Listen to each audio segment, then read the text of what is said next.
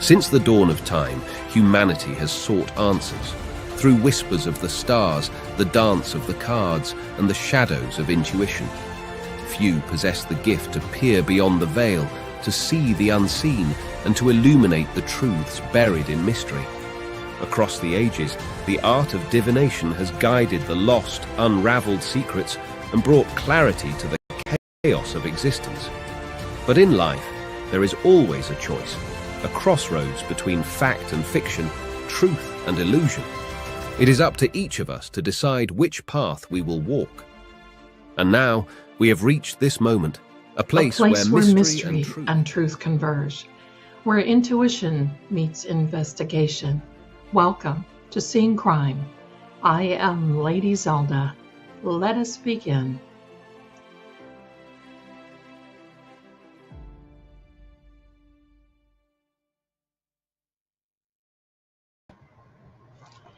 Hi, everybody. Hello, hello. I'm so excited to have you here.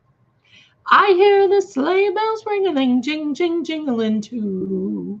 Come on, it's lovely weather for a sleigh ride together with you. My voice, as usual, is crappy tonight because allergies are afoot. So we're here. Welcome, welcome, everyone. It is December 21st, the first day of winter solstice. And I'm going to tell you what I did that I just thought was the absolute coolest ever. Was I watched the sunrise over Stonehenge, and it was so breathtaking and so cool. So happy winter, everyone. And for a timing card, the winter is the Ace of Spades. So when you see that all come out, then you know the timing is now. You know, we have a lot of things to talk about tonight. We really do. And look at all the beautiful emojis in the chat. Oh my gosh. You guys are the awesomest. You really are. Thank you so much for being here. I'm Lady Zelda, and we have been seeing crime a lot, haven't we? Before we get started on the UFOs, take me to your leader. That's what I want to say to Hank Brennan. What are you doing with this Chloe stuff now, Hanky? What are you doing? So now you're saying, you know, Chloe may have bit John, but we don't know. But here we're going to get... This stuff, my darlings, is such nonsense. You know what this really means? It means we are coming to the end of an era because they're just running out of of narratives. They're running out of narratives. That's all it is. Cheers.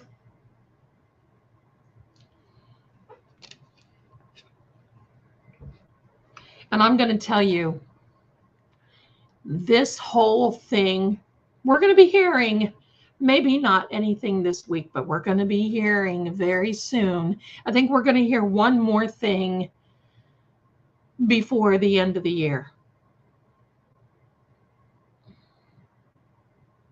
And you know what? Roxy has an excellent question. And that is, wouldn't it put John in the house if he got bit?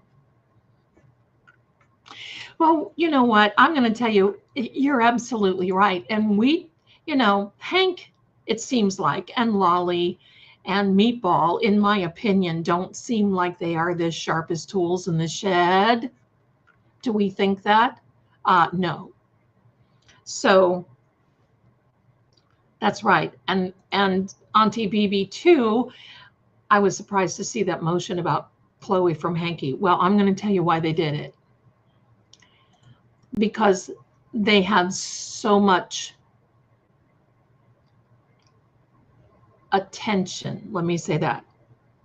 They've got so much attention right now. Let me fix my camera. I look like I'm sitting to the side. Okay. They have so much attention on Chloe right now, and especially with Dr. Russell. This is going to be very hard to just sweep this under the rug. You know what I really think? Watch. I'm going to call it. I'm going to call it right now. I think what they're going to say is, Well, you know what? John could have gotten bitten.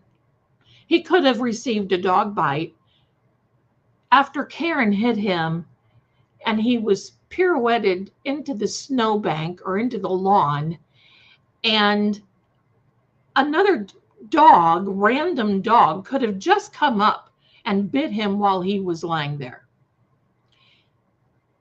Can't you see them doing that? You know, and if they do something like that, you know they are full of the brown shit. Oh, did you just hear what I said? Zelda, you bad girl.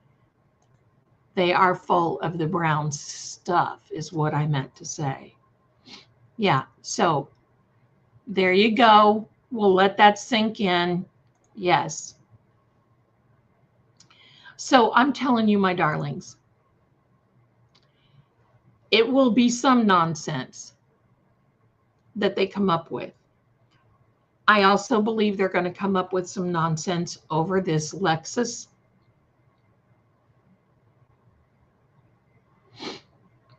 And the Inform situation. It's just all going to be nonsense. And I think that's why March is going to be pretty important to us. Because I think that there's been a lot of pushback, and there's been probably a lot of attorneys in their conversations with Meatball and with Hank looking at them and saying, what are you doing? Because after all, did you see how much it's costing the taxpayers of Massachusetts? $1.5 million and another another $750 million. Don't you think there's better things for the state of Massachusetts to be spending this money on?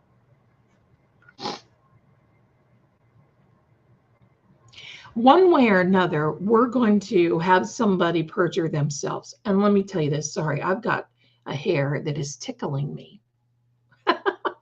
Tickle, tickle, tickle, Zelda. Okay, so I'm going to tell you this much. I know it. I can't stand people that do this and then I do it. You see, the feds are not there for Karen. I want to make that clear. Karen is going to receive the benefits of the feds being there, but they are not there for Karen. They are there for supposedly, allegedly, the corruption in some of those offices. Now, that's not to say that the feds are not on her side, because I believe they are, because they watched as someone else tried to get an indictment, and they wanted to make sure that Karen was innocent, factually innocent, before they started providing the defense with their evidence from the crash daddies. So with that being said, she's going to receive the benefit. They're going after, in my opinion, allegedly, supposedly, they're going after Morrissey's office and these corrupt individuals. Now, I have a little sort of kind of, I don't know there, but I want to pose a question to all of you. Wouldn't that be amazing if John was considered an asset to the feds? After all, he's a law enforcement officer. Hello there, Standing Stones. Hello there, hello there. After all, he's a law enforcement officer.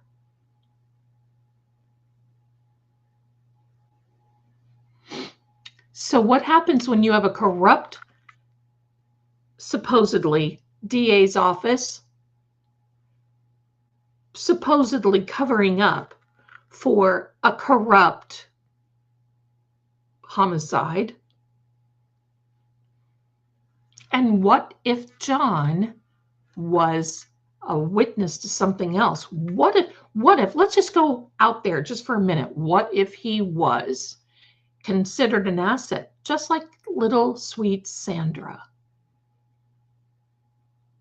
Now, there's a whole different leg of the game. You talk about playing Monopoly. These people are going to not pass go. They're going to go straight to jail. But you're going to see the house of cards start falling. It's not where they're just going to go in and line them all up and put bracelets on it, each one of them. And I'm going to tell you what, this time of year, because we just passed John's birthday, this time of year and coming up in January is an anniversary for John. If we think that these people are laying their head down at night and sleeping soundly, it's not happening. Not happening. If they weren't bothered by this, why would Higgy be calling in, supposedly, allegedly, to JFK's show? Why would he do that? Because guilt, that's guilt. Oh my gosh, how could you do, oh my gosh, I have to cover this up. I have to step in. I have to do something. That's guilt. But those kids,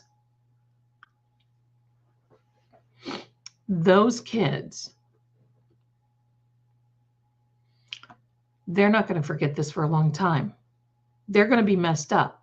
Sarah Levinson is going to be the one my money is on, and I'll tell you why. She's a nurse. She could supposedly, allegedly, if she was involved, she could lose her license indefinitely. She has seen this type of trauma. She has PTSD, and it is my understanding that she has been still receiving some type of counseling over this. Something is afoot. So we're going to see some things transpire. And all of this, filing this motion about Chloe, is this Hank saying, look, we're not going to be able to overcome this thing with the dog bite? No. No. Because even if Dr. Russell doesn't testify, which I feel she will, but even if she doesn't, the photos speak for themselves. I have people, and you can go back through my videos, where I had a conversation of 2 doctor clients of mine who doesn't know the Karen Reed case.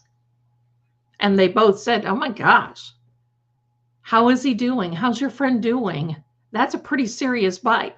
Well, yeah, he's gone now. And I had to explain to them what was going on. So anyway, the interesting time, my darlings.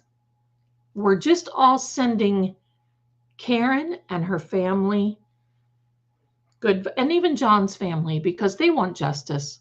And I'm going to tell you something. I think his mother, when all of this comes out, she's probably going to have to be treated medically for that. I would be. But you know, there's one person that keeps coming out. She keeps coming out. I don't have her picture on here anymore because I don't want that vibe. But you know, in my opinion, Jawbone Jen had her little fingers in everything.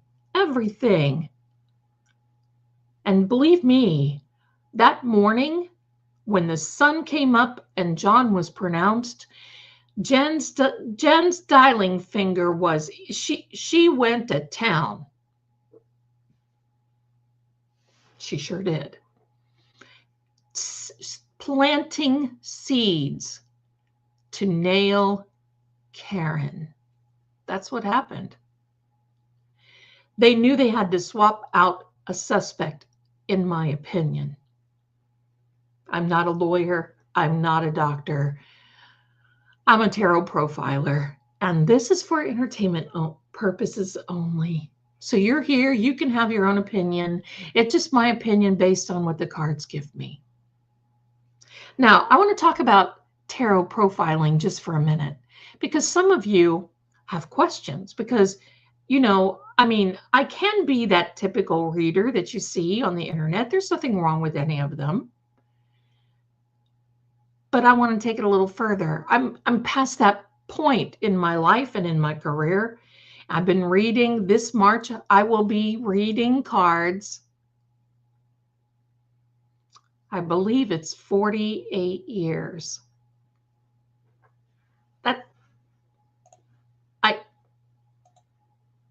I don't, for what? What? Wait. I've got one. What? That's right.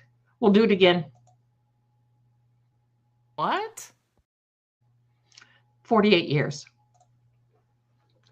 So, hi, Candy. I saw Mike there. Hi, there's my little sweet niece, Candy, and her husband, Mike, are in the chat. Hello. They are wonderful people. Thank you so much for being here, my darlings.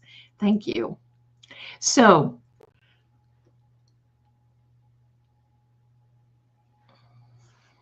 lots happening. So buckle up, buttercups. But what I was going to say on the tarot profiling, I've worked with different law enforcement people, investigators. I have been an investigator, just a lot of things, because there needs to be answers. There needs to be answers. And I have something for you for, no, I don't. I can't do it that fast, but I'll show you in the next live. Okay, Standing Stone has a question. If you have someone in front of you and doing your tarot reading, do you ever allow the person to shuffle and pick? No. No, I don't. Some people do, and that's okay. That's a preference. But with me, I don't. Sometimes it depends on if I know them and I've been dealing with them for a long time. I may shuffle and allow them to cut the cards, but that's as far as it goes with me. And it's because there's a particular vibe that comes with that. And you don't know if somebody comes and sits in front of you and you hand them your deck, this deck that you have been very careful in making sure that the vibe is true, then you don't know what they've been thinking. You don't know what they've been doing. You don't know where their mindset is before they get to you. And could they pass that vibe on to the cards? Yes. See, sometimes it's hard enough. Like on the psychic line, you have somebody that will call and they don't really like your answer. So then they'll hop around. And then they'll come back to you and they'll say, you know what? This one on your line said this and this and this. Okay. Why do you think that is? Well, I don't know, but you must be wrong. And the other ones must be wrong because this one said, well, that comes from either one of two things. Either somebody that's looking to have you or to have a reader tell them what they want to hear, which is pretty high odds. Or, you see, when somebody tells us something, that retains with us. So if I tell a person something and they don't really like it or they don't understand it or they want more information or they just didn't vibe with me and they have that my reading on their mind and they go to another reader, that other reader may pick up that reading that they had with me. And that's how sometimes these things, it's not good. So that's why it's always very careful. But see, here's the thing. I have done remote readings and paranormal, paranormal investigations remotely for a very long time. Because that energy, as you all know from these energy readings, and you see, that energy is just not very, I mean, it's not confined. It's everywhere. And that's what's really sometimes kind of hard to imagine. Just like somebody asked me, Zelda, how can you pick up, oh, there's that hair again. My goodness. Zelda, how can you pick up on a dog in Massachusetts when you are in Tennessee, or you're in Florida, or you're in California, or you're in the UK? How can you do that?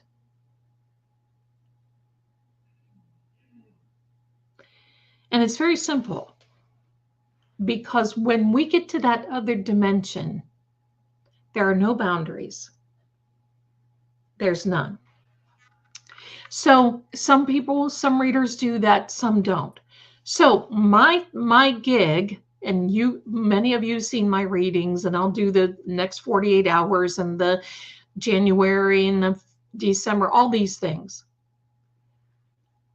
But the tarot profiling is very important to me, because it gives us a guide and it gives us insight. But sometimes we just need a little bit of encouragement to continue on the path while we're waiting for things to happen. Now, as a tarot profiler,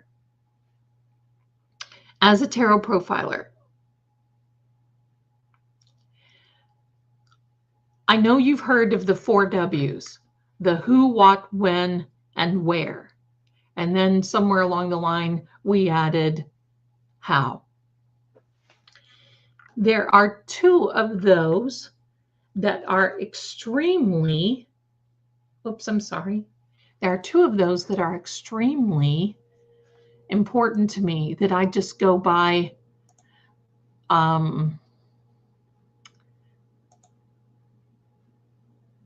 primarily, and then I have all my answered questions, or my questions answered. Hello. Okay. The 2 most important questions are, for me, why and how. If I get those 2 things, why did someone do this? Why did they behave in that regard? Why did they feel they had to do that? And if they did it, how? How did they come to that conclusion? How did they do this? How did they get that particular weapon? Or how did they get that particular whatever it was? How? And then everything falls back into place. The what and the where and the when. But if I can get that why and how close to answered, then I'm flying. Then we've got something. Now, I want to invite you, because tomorrow I'm going to be posting an energy reading for JonBenet Ramsey. And I brought this up for a reason. And it's not going to be on my channel. It's going to be on Crime Time with True Oracle. So I will post that in a link in my community post, and you'll see that. I'm going to do my best to connect with her energy that remains. Why does it remain? Because this case is still forefront. I mean, 30 years, not really 30 years, 29, 28 years. This happened in 1996, right at this time.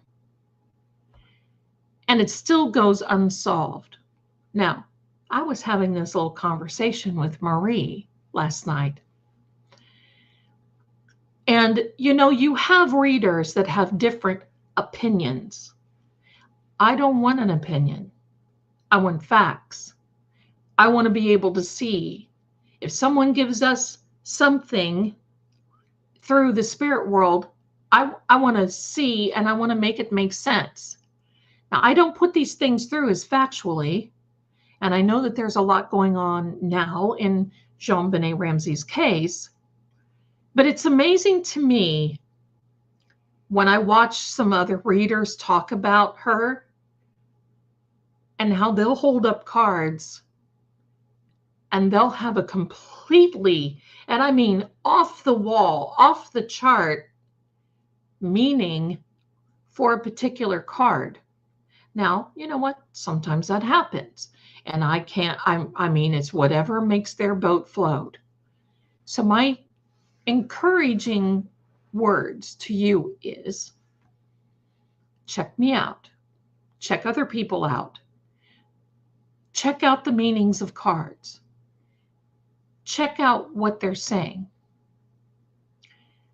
And sometimes I think that kind of misinformation can be as disturbing, if not more, than the case itself. I will also be doing an energy reading on the Idaho 4. And I'm going to try to do one on the 2 survivors. Because I'm going to just say this. I have a question about the Idaho 4, about this Brian, what's his name? Kochberger, whatever his name is, Kopenberger, whatever his name is. You're going to tell me that he just wakes up one day and decides to flawlessly almost commit this heinous crime.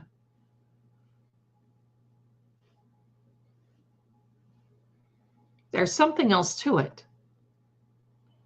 There's a lot of deep down, dirty down stuff to it. And it's about like the Delphi case, I feel. And unfortunately, Richard Allen was sentenced yesterday to 130 years in prison for Abby and Libby. Do I believe justice was served? No, I do not. Only believe because I believed that the evidence, in my opinion, was manipulated during the trial to not be seen in full by the jury. That's all I wanted. That's all I wanted. And I got to tell you something. Sometimes these juries make me very nervous. The judges make me nervous now, but these juries make me extremely nervous.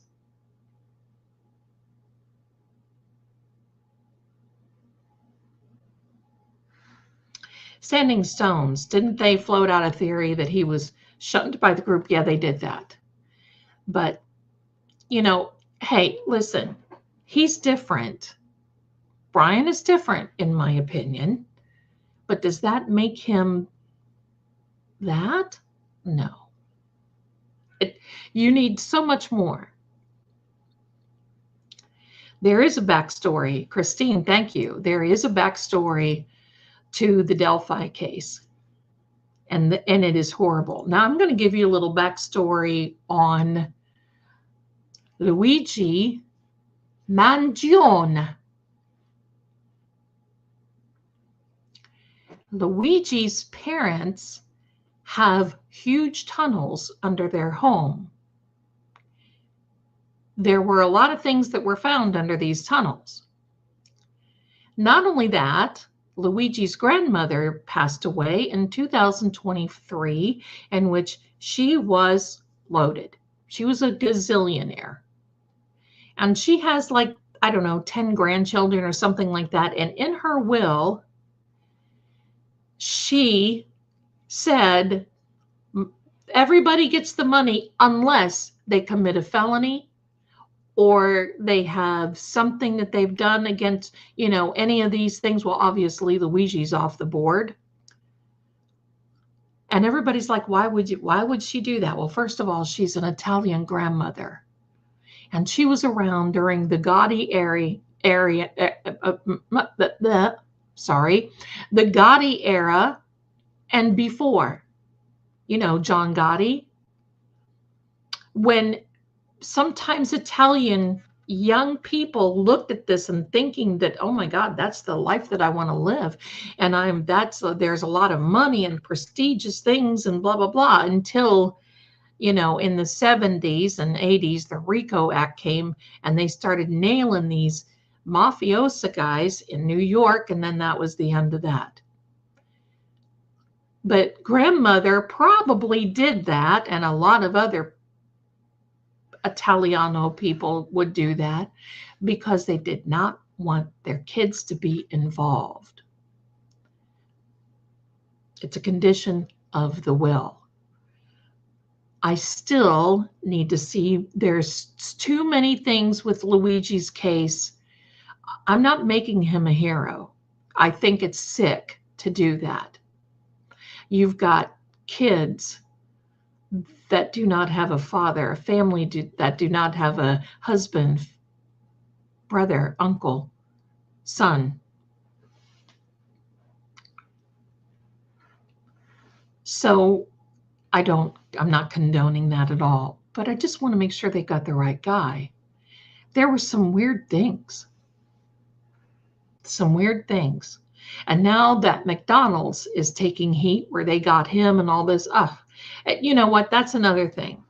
Just like that girl that went missing, what's her name? Hannah Kobayashi. And she went missing on purpose. And her own father unalived himself because he couldn't stand it.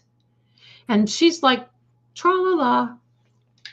Okay, that was one thing I didn't want to get involved with, because I saw the writing on the wall with that one. She wanted to be gone.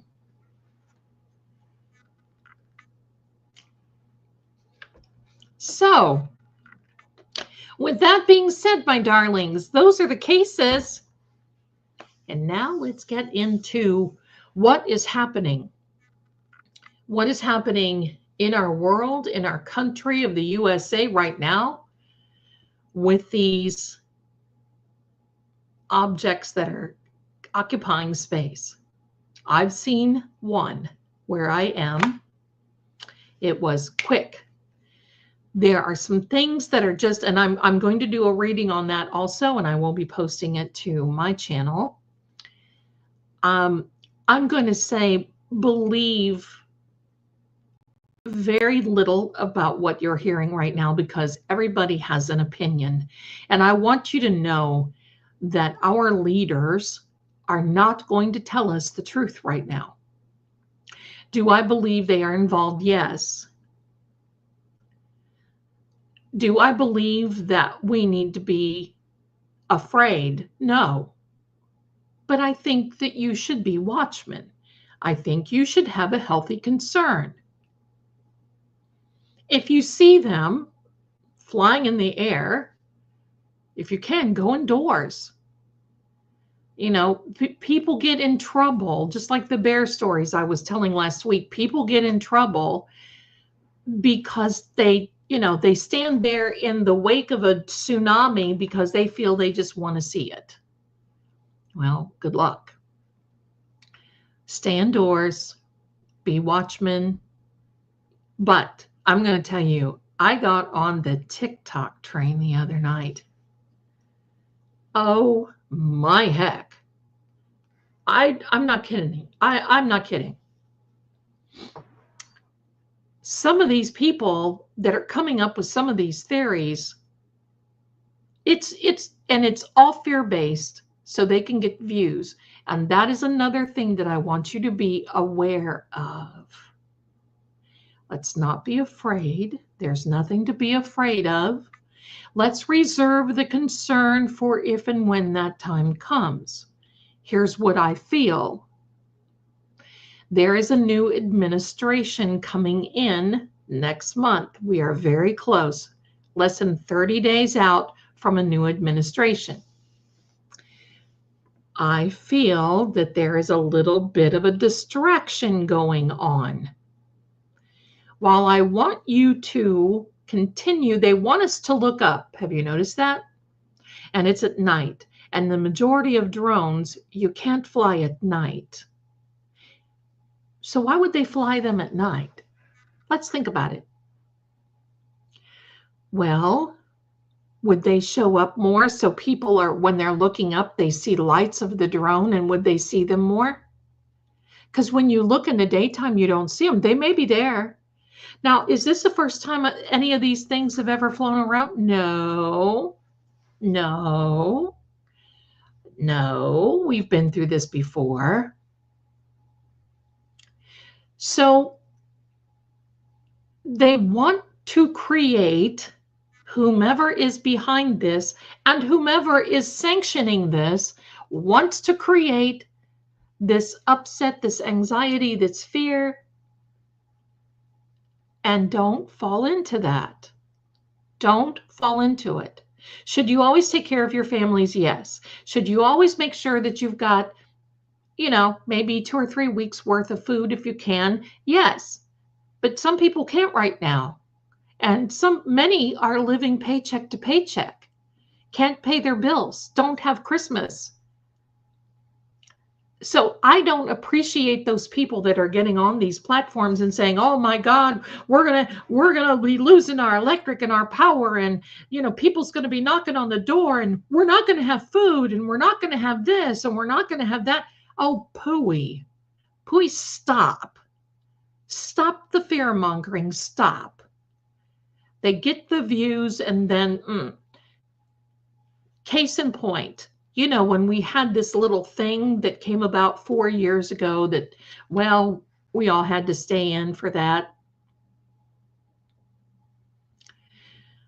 I heard on a daily basis, "Oh my gosh, we're going to run out of this. You better hurry up." And, I had friends in Canada calling me and saying, "Oh my gosh, you're going to be without, power, and you're going to be without this. You better get this, and you better get this." And everybody's stocking up. You go to the grocery store and you see these people with their carts mounded up with toilet paper and ramen noodles and everything else, so nobody else could get it. Now, I'm going to tell you what else. I don't like that stuff either. And these grocery stores only figured out later on that they needed to put limits on those because it was causing problems in the store and in parking lots. I, for one, was in a store, got out, yes, it was, my darling, and got, I think it was 6 rolls of toilet paper. Walking out to my vehicle, and someone runs up and tries to grab it out of my hands. What? I'll guarantee that didn't happen. And when that person got up, literally, they went to their car, and I went to mine. I don't put up with that stuff. But do not fall into fear. Now, when I was growing up, they were called flying saucers. I kind of like that name. We have all kinds of things now, UFOs, drones, blah, blah, blah. But, there is also a story, and I'm not going to get into it. I want you to look it up yourselves, from one of our presidents. I like Ike, back in 1954, who actually, there was an alien ship that visited us, and this alien went to the White House and had meetings with the president. It was on new. You can find this. It's not hidden. Now, I also grew up with a man who was my father, who was a radio operator in World War II. They saw things when they were out flying around. And I don't know if you know this or not, but if you look on my channel, just 2-3 weeks ago, I posted a short video of a pilot friend of mine. Actually, his wife is my friend, and of course, I'm friends with her husband also, but I'm friends with his wife.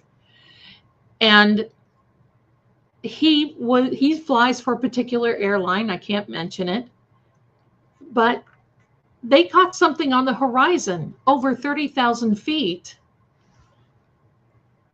and you can see it. and they didn't know what it was.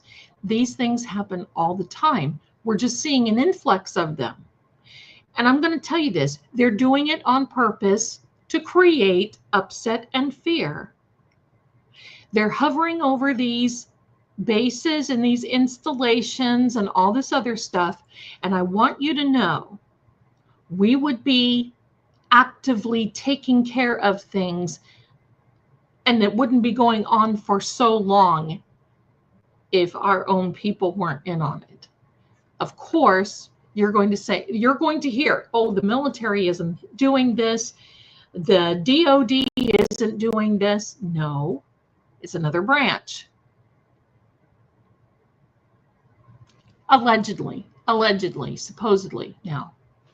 So I want you to just take a breath. I want you to enjoy your Christmas holiday. I want you to do it, but I got a funny little story I want to tell you.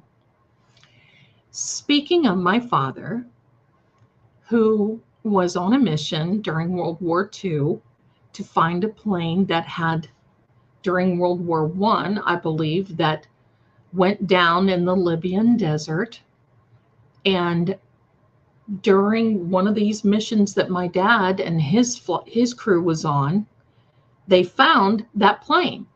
And the story was, and they found diaries, they had a big write-up in Time magazine. My dad was given the radio out of that plane from World War II. My dad went back to the base. They were on a C-19 plane. They went back to the base, and my dad shipped it back to my grandfather. That was the Methodist minister. So he kept it. That was it. Fast forward a few years later, one of the officers who knew my dad contacted my dad and said, hey, I went to Wright-Patterson Air Force Base, and I told them that you had that radio. Uh-oh. So my dad gets a letter from the Department of Defense and Wright-Patterson Air Force Base saying, we understand how these things happen. You've only had this radio for 30 years. So we would like to have you return it. But you have so many days to return that. And if not, we're going to come and get it ourselves. That was pretty much what it was. I remember growing up, I learned call signs. I learned Morse code. I learned all these things. We would play on this radio. And so my dad calls me because, pardon me, I was married to a Navy officer at the time. And my dad says, will you ask him? And I said, I don't think I have to ask him. I think I know the answer, but I will.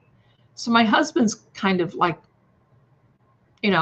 grinning because we've got this World War II attitude. And I just want you to know this. Any of the men and women from that era that I've known, and many are gone now. My dad died when he was 92.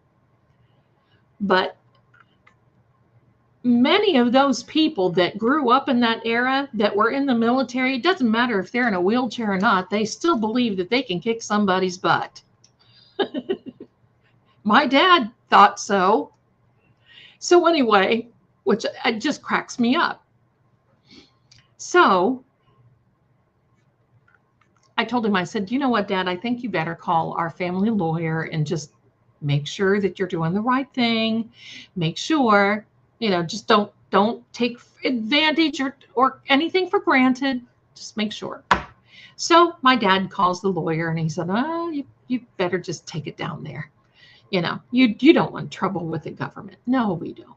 So I get enlisted to go with my dad to Wright-Patterson Air Force Base to turn over this radio. Now, here's a little backstory. They didn't know my dad had that radio because what happened was my dad, when they were in the Libyan desert, switched out the radio from the C-19 that they were flying on and put this radio in from the plane that was down and flew with it. When they got back to the base is when my dad took the radio out that was from the downed plane and put the C-19 radio back in to the plane. 2 weeks after, there was another crew, and that plane went down in the Pacific Ocean. So they thought that the radio from this plane went down with it, because you had to get permission to do that sort of thing. So we walk into this office, and of course they're, thank you, sir, for your service, blah, blah, blah. Now remember, this is Wright-Patterson Air Force Base. And so thank you for your service, sir, blah, blah, blah. We're sitting there talking, blah, blah, blah. Well, they promised my dad they would make a little display of this radio, put some pictures up, put a picture of him. And I said, you know what, that's very kind of you to do that. Thank you so much. So we're walking out. Everything was happy. My dad turns around, who, by the way, acted a lot like Archie Bunker sometimes. For those of you who know, you know. But my dad turns around and he said, by the way, I got a question to ask for you. And I'm standing there going, oh, God, no, please don't. No, don't. I knew he was going to ask. And they said, yes, sir. How can we help you? And he said, I would like to know, do you have aliens here? Because that's what I always heard.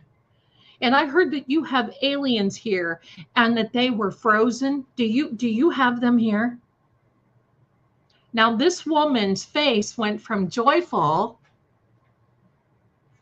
to,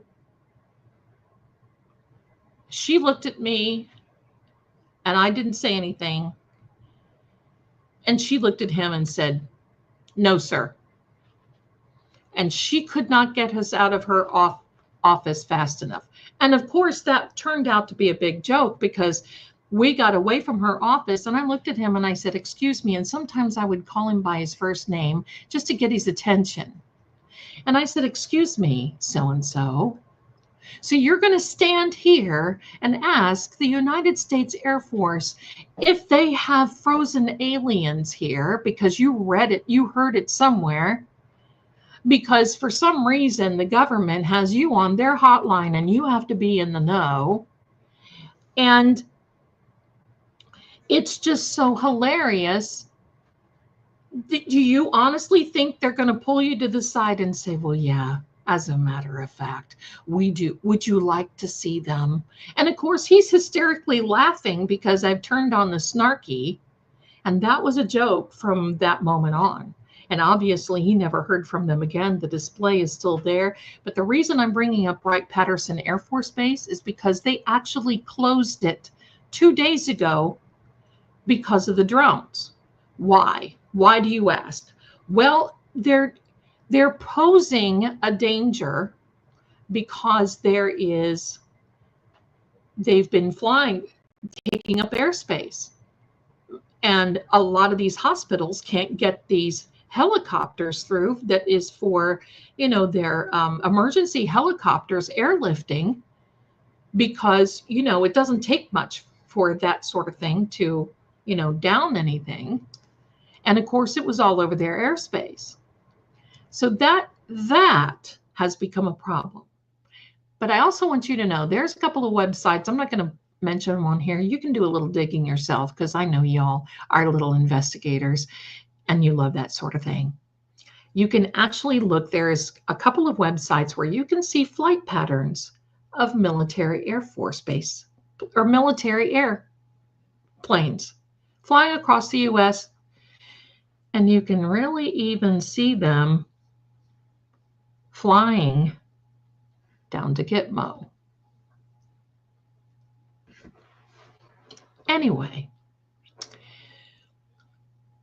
the one thing that I noticed was that we had planes that look for subs. A lot of them were off the east, off the east coast of the US. Now, is that a normal thing? Yeah, I think they're always looking. I mean, they're always looking.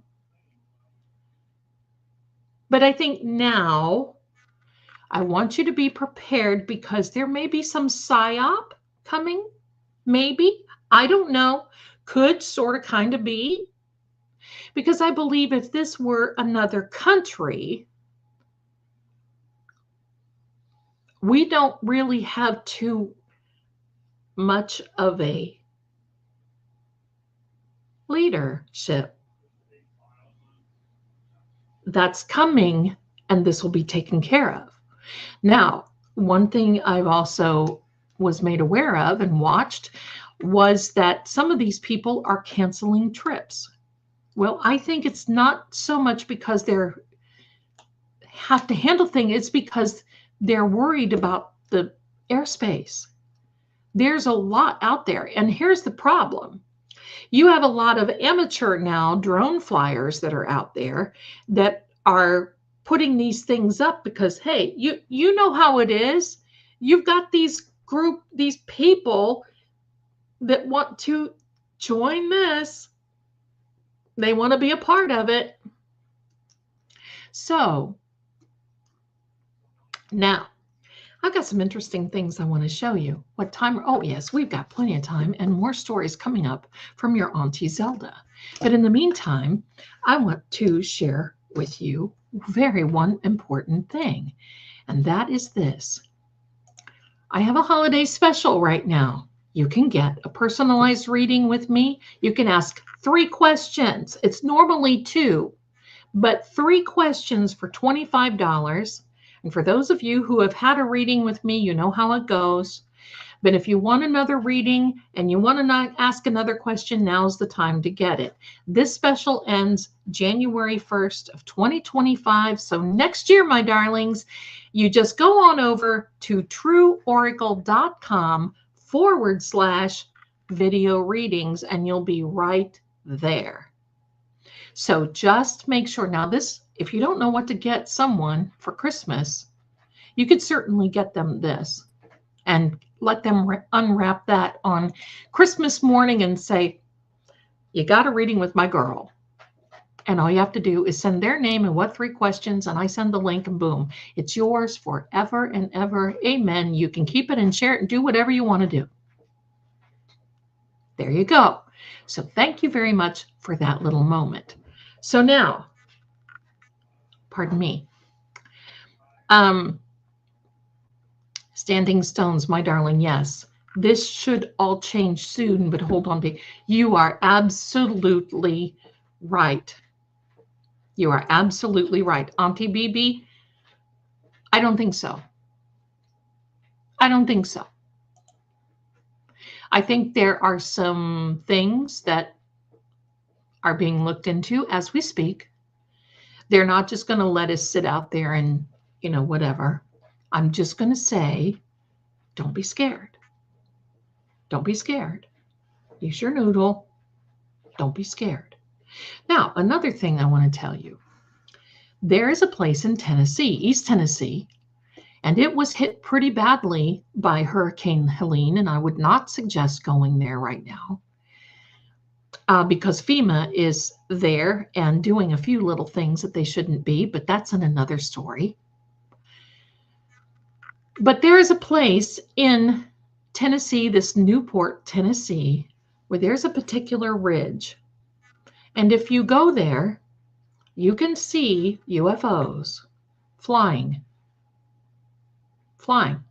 Now, I would not suggest to go there because this county is a little on the rough side.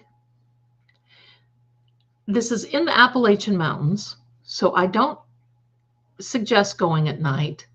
And I would be very cautious. I was able to see that one time, and it was enough for me. Because I'm going to tell you something. Fast forward, when I saw that movie, Signs, and Mel Gibson, my darling, if you are watching me, I love you. You are my favorite patriot. However, I cannot watch that movie, Signs. That birthday party with those little kids screaming and that gray alien walking around the corner? No, sir. That was enough for me. No, thank you. I'm not into that. No. I don't like that movie, if you can tell. So I have a very interesting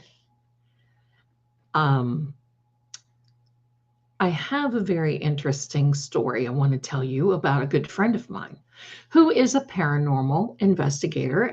I got permission to tell the story. He did not want his names or his wife's name, but you've probably seen him on my channel with me before.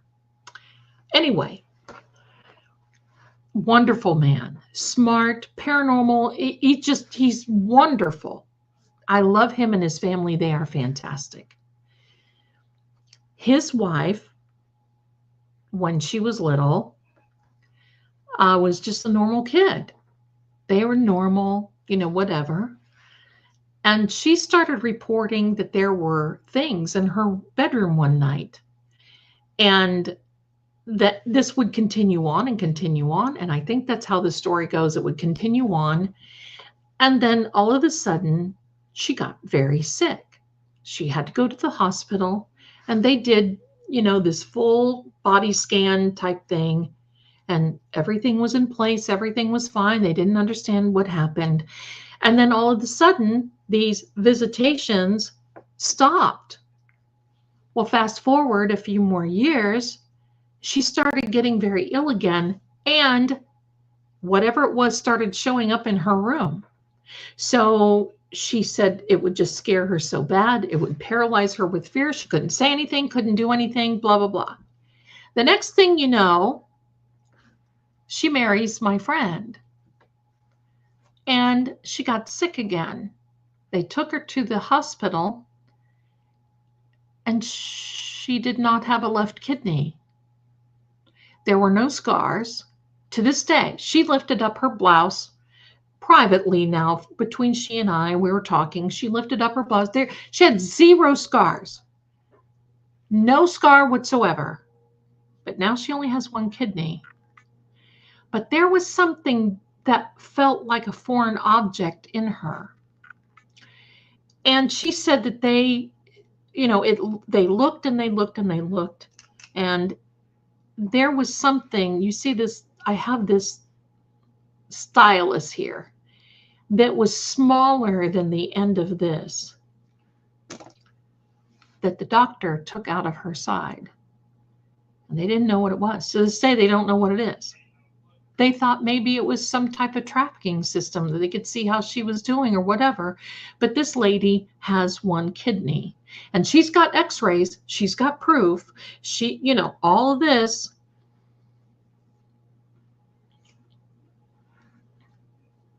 So there's things. Now, I want to show you something because I think you all are going to love this. Now, give me just a second because, I can tell the future, but I can't work StreamYard. Here we are. All right, so. Okay, give me a second because this one, let me go through this a second here. I don't want you to see this. I want you, let me go back up here because there's some things and I didn't have this set up and I'm so sorry. These are, and I want to make sure that you see this correctly. Whoops, let me exit that. There we go. I don't think I can get this any larger. Maybe just a bit. These are what I'm going to show you are paintings from the Renaissance area from the 13th, 14th, and 15th century. These are religious paintings. And in these religious paintings, you are going to see that it's okay, my darling Irish.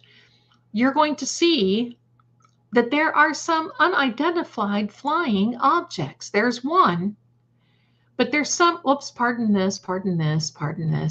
But take a look at this one. This is from Masolino dan Panicol, The Miracle of the Snow from And he was around circa 1428 to 1432. Now take a look at that, my darlings. Take a look at that.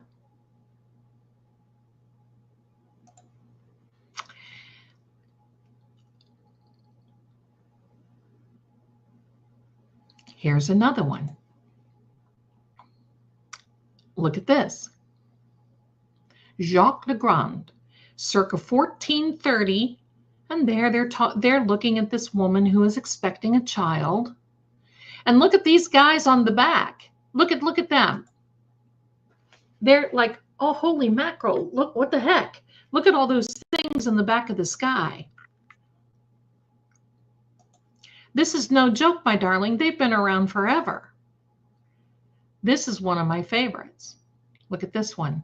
This is from the 15th century, the Madonna with the Saint Giovannino. And look, now look over her shoulder and look on the other side in the sky there. There's some things floating around. They be some things floating around. And then I got something I want to show. Look at this. Now look at this. This is St. Augustine and the Devil that was painted in 1475. Look really close at that devil guy. That face on his butt. I mean, seriously. But they viewed them as that sort of thing back then. And then as we go down here, look at this one. Look in that sky. And you see there's like a beam coming down on this one. And I want you to know too, now this is an interesting one. I'm going to read it to you in a second. But I want you to know too, that in these people here, you see these rings around their head, like these halos. It means that these people are enlightened. They are enlightened, spiritually enlightened.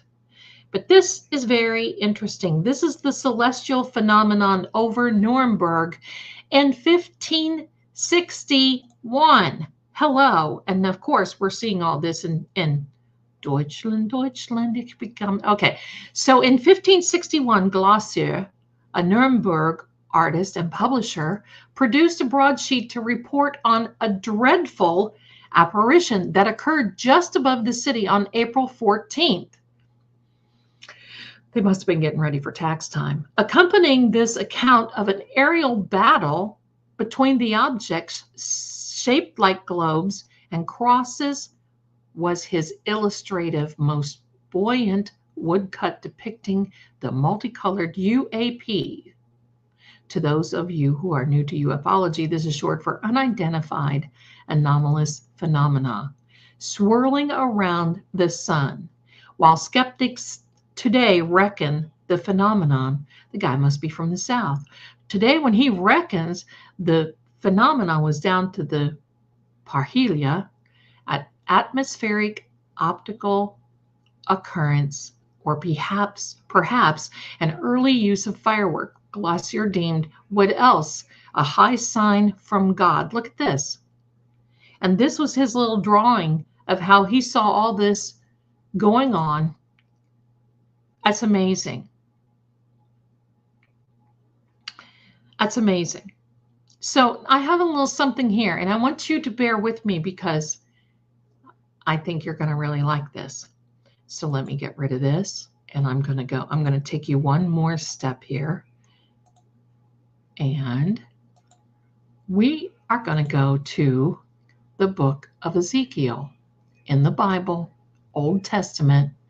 And I just want to point out a few things that we haven't been alone for a very long time. And this is in Ezekiel chapter 1, and it's the King James Version. And the reason I read the King James Version is because it is closest to the manuscripts without being manipulated that we could possibly get to.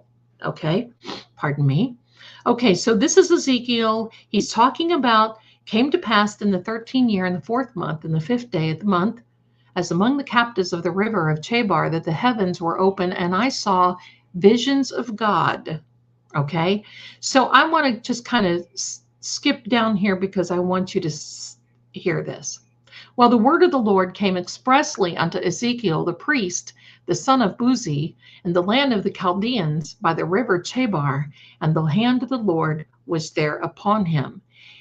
Now here we go.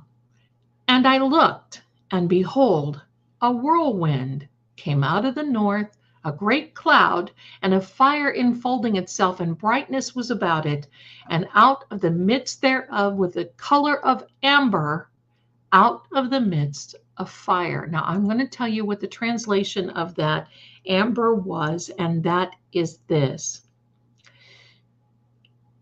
The translation of that is highly polished bronze. So you can imagine, so the whirlwind, you know, hello, kind of talking about a flying saucer here. All right, continuing on. All right, and also out of the midst thereof came a likeness of 4 living creatures, and was their appearance. They had the likeness of a man, and every one had 4 faces. That means that they could turn. Okay, when you have the face of God, it means that you can. It doesn't mean that you have the face of God. It means that you are there in that presence. And this, he's talking about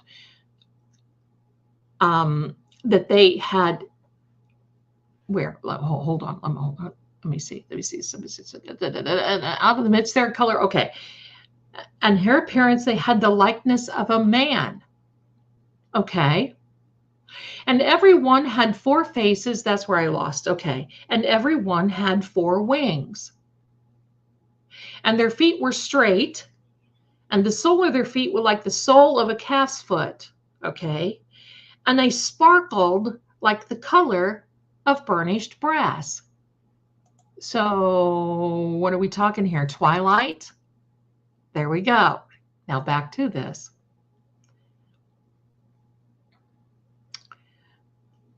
Now, their wings were joined one to another, and they turned not when they went. They went every one straight forward. Now, here's what this verse means. It means if their craft went straight, they went straight. If it turned, if the craft went turn, like I'm turning in my chair, then I faced the way I was turning. Or if I faced the other way, that's what that means. Now, I want to show you, you're going to really like this part for a minute, okay? But I want to read this to you.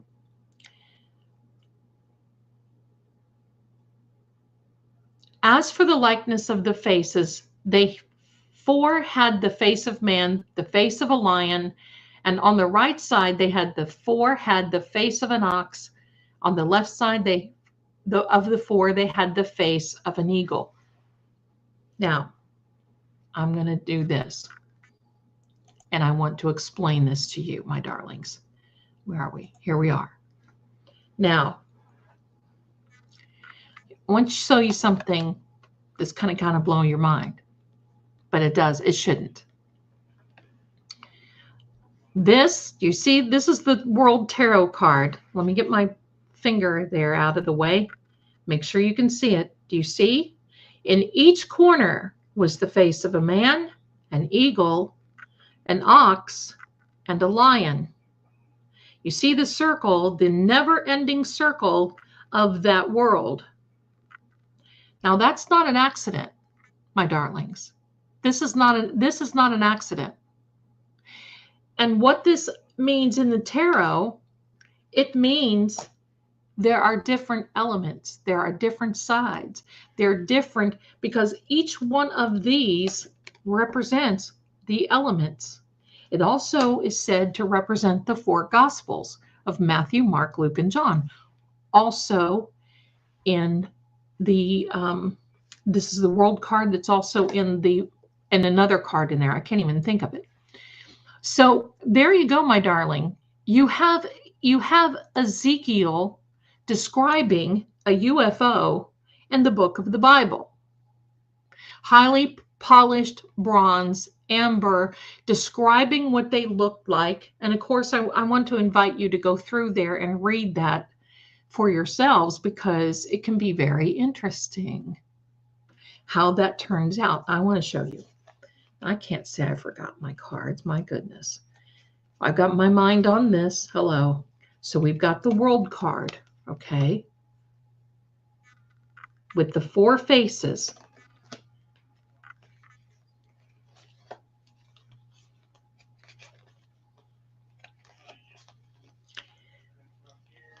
So let me see here.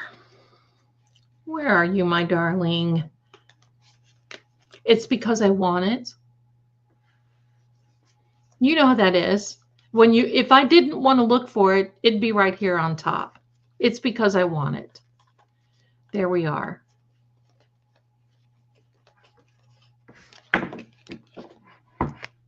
I'll think of it. I'm not going to take up your time and let you know.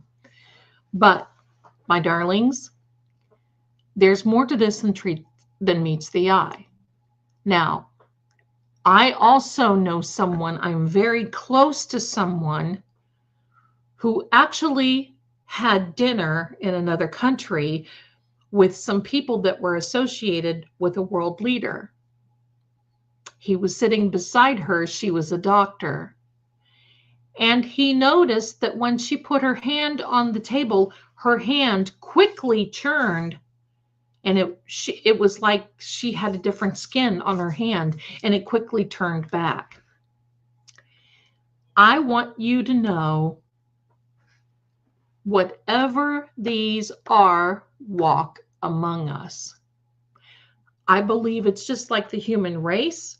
There are good ones, and then there are bad ones. They've always been around. You may have even met one.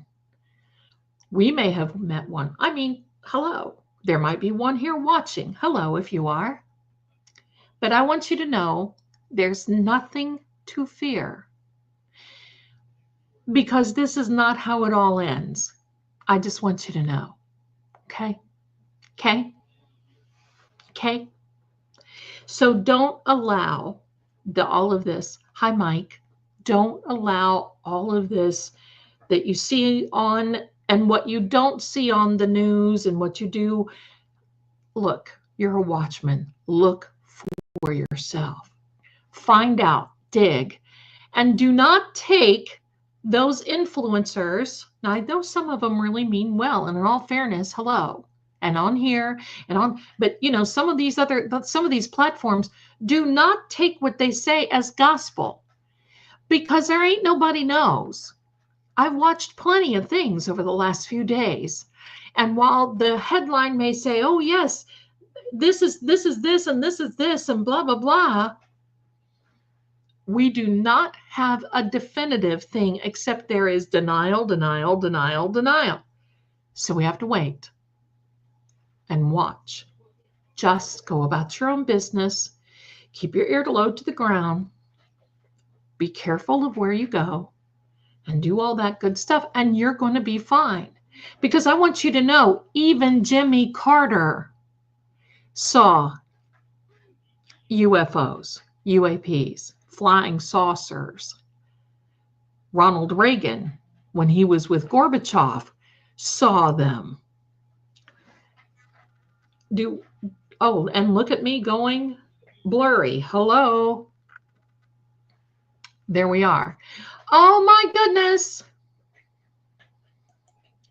Oh my goodness. Thank you, thank you, thank you. Auntie BB, look at oh my goodness. I'm loving this. I'm loving this.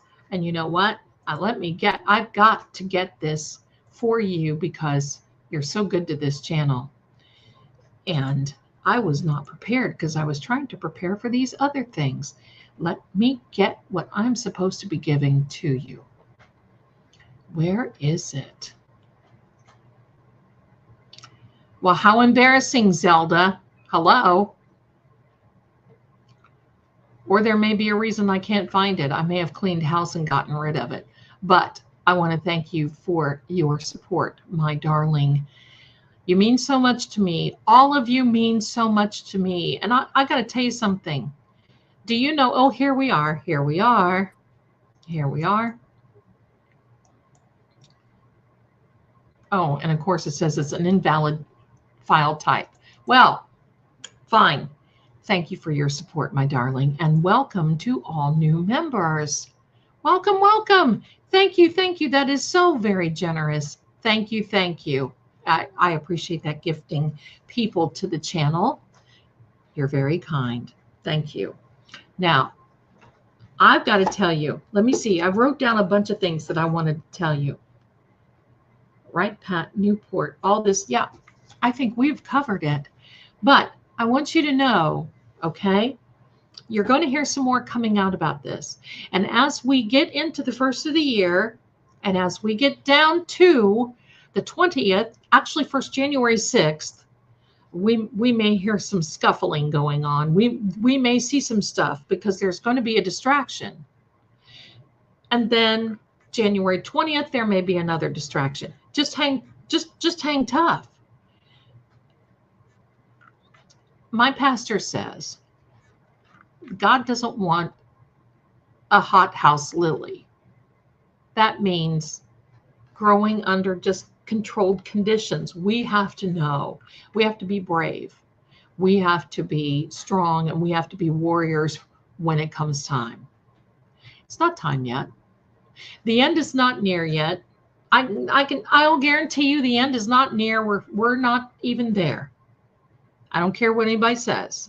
People get on there and they want to scare people.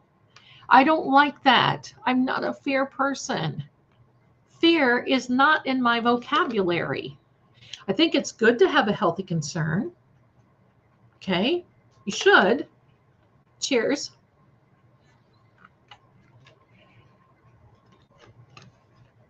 And I'm going to do the reading on it soon.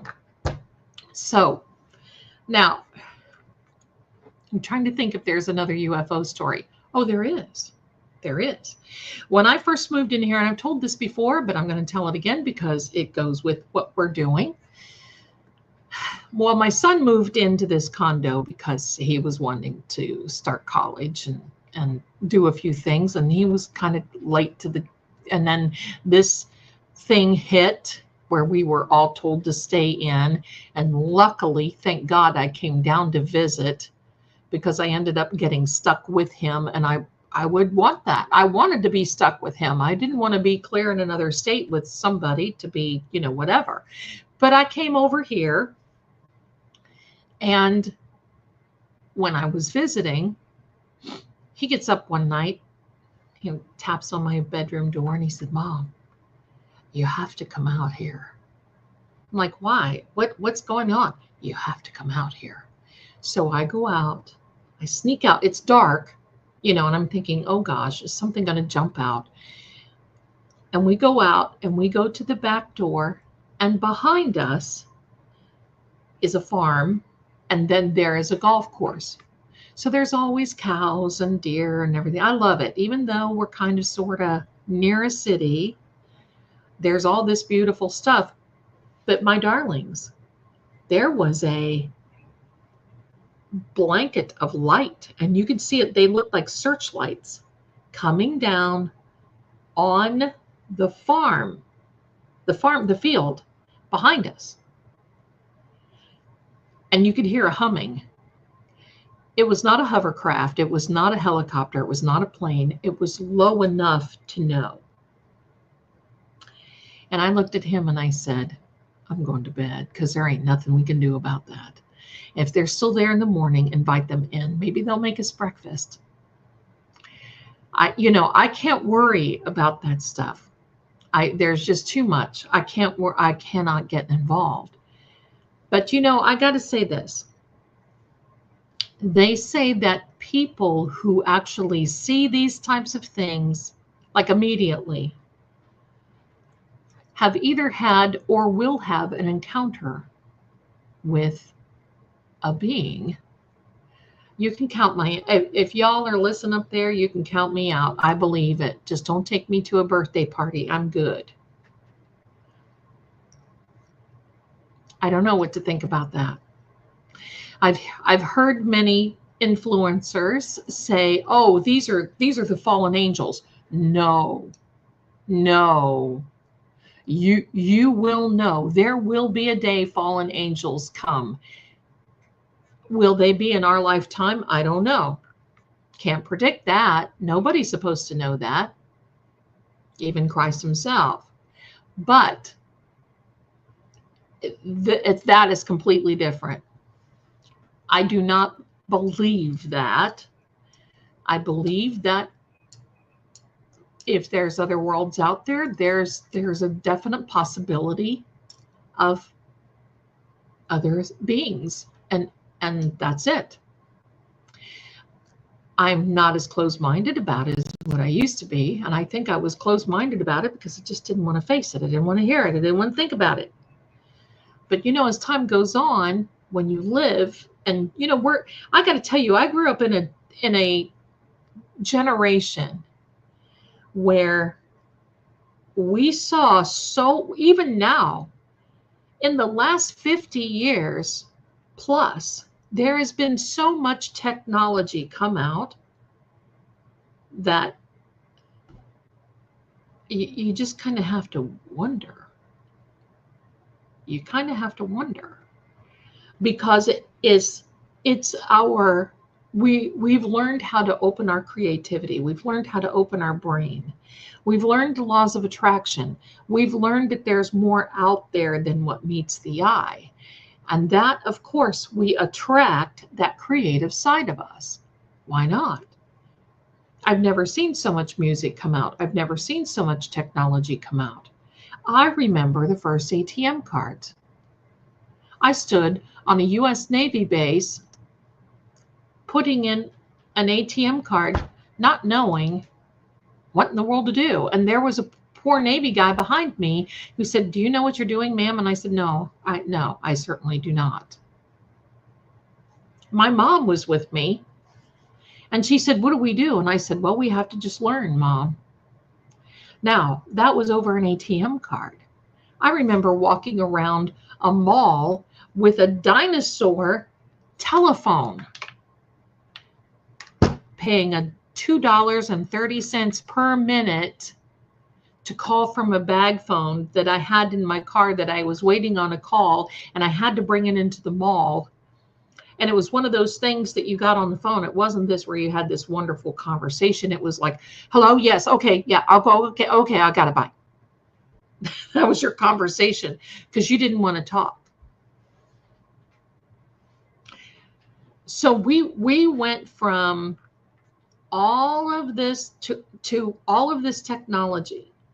I mean, when you think about it, it wasn't long ago. I got to tell you this. I remember my great-grandmother. Now, she was 99 when she passed away. My grandfather was in his 90s. My grandmother, the one who read the cards, it was her mother. They all had this stuff, the psychic stuff. My grandmother passed away when she was 96. So I remember sitting, because about every other day in the summertime, we'd go down to my great-grandmother's house and we'd all fix lunch. But see, we were farming. So we ate breakfast at 5 o'clock in the morning or 4:30.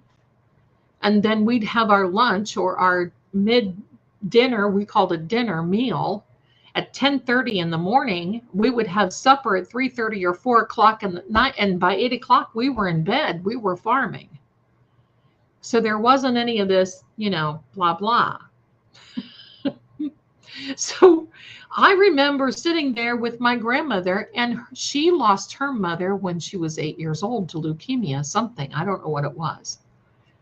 And she had her brothers and her sister. So she took on the role of the cooking and the cleaning and the sewing. And I mean, you had to. There wasn't any, you didn't have time to fall apart. You had to back then.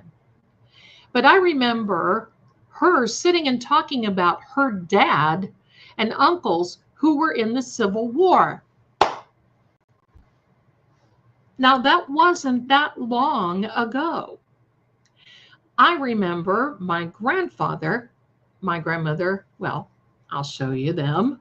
I got them right here. They're with me always. There's Grandma and Grandpa. My favorite. That's the card reader, everybody. That's my grandmother and my grandpa. I love this picture. My grandmother was 17 there. My grandpa was 24. And this was right before they were going to get married because they wanted to wait until my grandmother was 18. I always said they looked like Bonnie and Clyde. So there we go. That's my favorite picture. Thank you, Grandma and Grandpa. So that's the grandpa that I remember him talking about his family. Now, he was the Irishman, and the Irishmen, there were 5 brothers that came over from Dublin, and they each scattered and went into different places. My grandfather that I just showed you, his uncle was the ones who came over. He was in West Virginia, and they actually fought in the Civil War. They had knives, they had all kinds of paraphernalia from this. So think about that. We're not that far from that. It's not long at all. And look at the technology. We went from horse and buggy to using air fryers, electric cars. Sorry, Elon, I love you, but I'm not going to have an electric car. That's another thing. But I want you to think about what's ahead of us. And this is why I'm telling you this. Because, sometimes we get to a certain age and we just kind of feel like life cuts off for us because, I wondered the other night, at what point did I stop listening to the current radio hits? At what point do you stop listening to the top 40 and you migrate over to country? I don't listen to country or top 40 or anything else, but I can tell you what, if I hear of a 70s or 80s or even a 90s song come up, I'm the first one juking and jiving. But I want you to prepare because 2025 is going to be different. There's new technology coming out. That's the reason I'm telling you all this. There's new technology. There's all kinds of things coming out. I want you all to know that we're all going to be okay. You have to get into the mindset to think, you know what? Our world is changing. There's new generations of creative people, technology and otherwise coming out. Look at what we have. It's amazing. Some of these AI things you can't even think of, are they real or not real? Some movies. My son is a professional Xbox gamer. He plays on the PC, plays on all this. He plays in tournaments with bigger people. And I'm going to tell you, some of these stars like Keanu Reeves and, they all have, but I watch these games and my darlings, they look real. They evolved from the days that I used to play Resident Evil and the zombie would walk around and go, whatever, and you'd had to shoot them. And by the way, you can bet I will never be a zombie because all that walking and moaning and groaning is just not my gig. So we are evolving. And Christmas Day is my son's birthday. So we are evolving. And I'm really looking forward to it. I really am. And I want you to as well, because this year coming of 2025 is going to be totally awesome. We're not going to be feeling these heavy feelings and this oppression and a lot of things now. Money is going to be much freer. Our health is going to be under control and in check. There are going to be a lot of things. There are going to be a lot more coming down the pike. And you may as well sit and pray about it, meditate about it, and be prepared to say, okay, I can only go so far with whatever it is, but I'm willing to consider what is happening. It's all you can do, my darlings. It's all you can do. Because fear is not a good look. Fear is not a good gig. Look at this, my darling. So please tell her from the group of us. I will. In fact, you know what I'm going to do? I'm going to take a screenshot, and all of you, I will send this over to him, and he will love it. Give me a second here. He's going to say, Mom, what the heck? So yes, happy birthday to my son. And thank you so much for the kind thoughts. All right. So now I have questions. Thank you. Let me see what we need to do here. Now, we've got a little bit, and I want to open the floor up for questions because we haven't done that. Because you know what? I'm only going to get to see you one more time before next year. So there we go. Now, I got to say this too. I'm done with my Christmas shopping.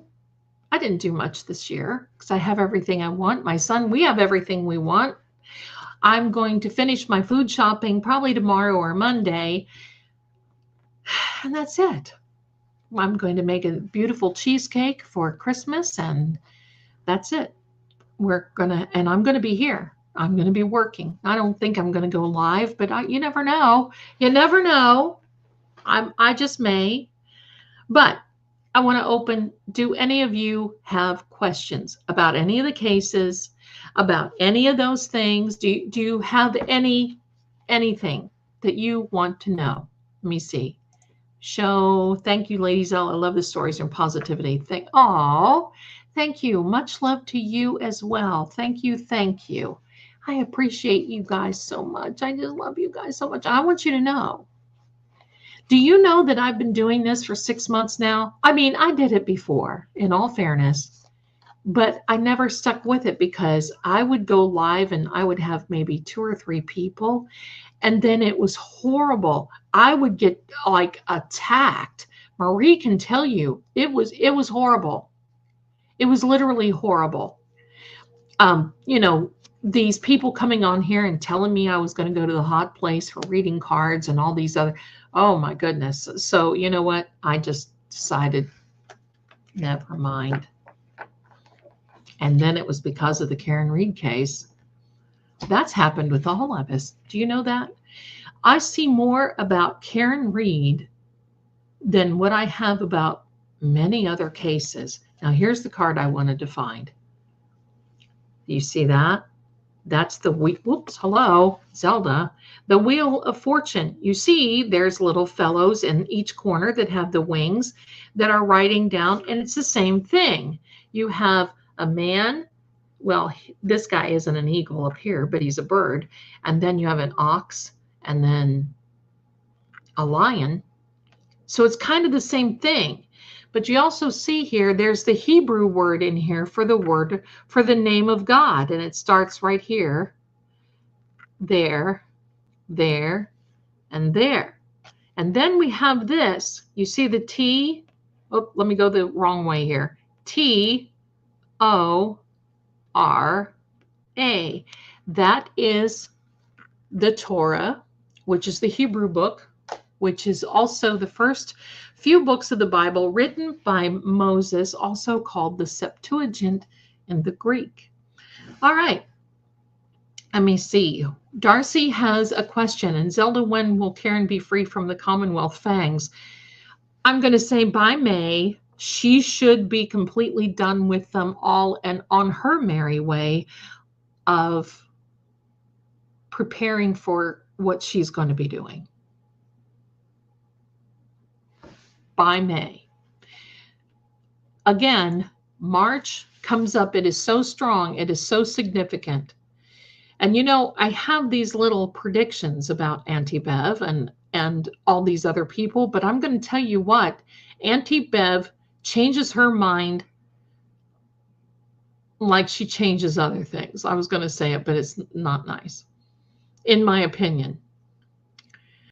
And so I just am kind of leaving that alone because you can see this. I can put out Things the way they are right now, Hank is going in one direction. And as soon as I give a permission, it's free will, not a permission, a prediction. It's free will. And Hanky Panky could be off on another, he can get another idea. Auntie Jen, Jawbone Jen, in my opinion, could plant another seed and they decide to go in another direction. So I'm kind of backing up on that, because I would prefer to continue to ask for energy readings from John, from Chloe, and from Sandra. And I would also want to continue on the tarot profiling. But I can tell you that Chloe is not under a pool. Everybody is thinking, oh, she's under a pool. No, she's not under a pool. She's not under the pool. No. Okay, my darling, Auntie Bibi, perhaps I missed it. Did you do a full reading on the decision? Will it be? And maybe when you're showing the cloth in the beginning of your readings, can you leave it up a little longer? Oh, okay. That's a good suggestion. I will do that. I'll freeze it and leave it up a little longer so you can see it. Sure, I'll be glad to do that. I did not do a reading on the SJC, that's the Supreme Court, where attorney Martin Weinberg went in and talked to the 7 Supreme Court justices. But I'm going to tell you, this is going to be favorable for Karen, no matter what. And I'll tell you why. Because this has put Judge Beverly Cannoni on notice. And I'm also going to tell you that the longer they take with their decisions, the better possibility it is, in my opinion, that we get a more positive outlook. They may, I don't know, I'm not a lawyer, but I'm thinking they may come back and say, could you possibly do this? They may have some more questions, and I'm wondering if that's going to be. So no, I've not officially done one of those yet, because once again, those are such free will. Now, I do believe they've already made their decision. They just didn't want to publish it before Christmas. So I do believe that. I do believe that.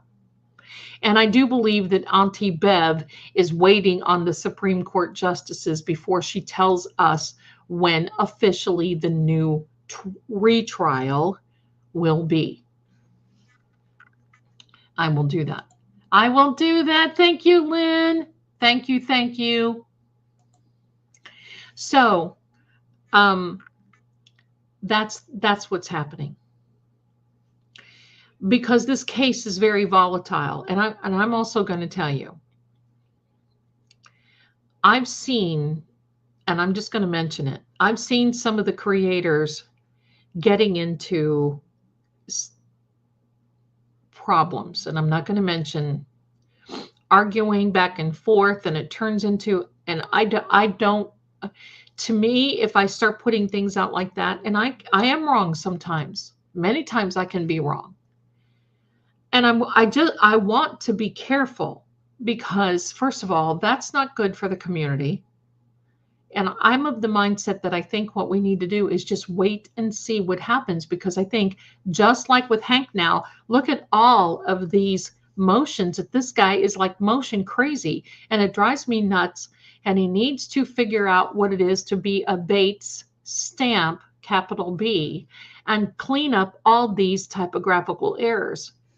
If I could just call his office and say, Hanky Panky, please do me a favor and double check your work. Is it because you're only getting 75 grand an hour for this case? 200 an hour? What is it, that you just don't care? You think that we'll all just get the gist of it and overlook it? No, it needs to be professional, pal. But there's enough discord that I don't want to start this the fighting. And that's why I'm not on. I look on X to see if there's an update from David Iannetti, and I look at all these places, but I don't post on there because some of these people just get crucified, and I think it can mess with your content, and I just don't want to do that. I just don't want to do that. So I'm not gonna. So that's the deal. The Hankster is a joke. I'm going to tell you, he certainly is. So let me see if there is another story that I can tell you that is maybe a short one that I can just take a moment. I think I've told you all of my stories. Oh, I haven't. Okay, so now you know. And this is connected to another story, and I'll tell you next week. But this is a short one. All of you know that, of course, I mentioned it several times, a former husband who was a U.S. Navy officer. And I'll tell you what, I am very thankful for that experience, because if it weren't for him, I certainly would not have been able to travel, move, experience as much as what I have. And I'm very grateful for him, and I'm glad he's happy now, and he's got, another family, and, that's just the way it is. I'm just very happy for him. He's a magnificent naval officer. And so I went on board when he would have his duty, when they would have on the ship. I would go on board and I would eat dinner with him in a place where the officers ate. It's called the wardroom of the ship. So I was in the wardroom, and sometimes they would have to go out and take care of something, or they would have a general quarters, and he would tell me just to sit still and be where I am and all this other stuff.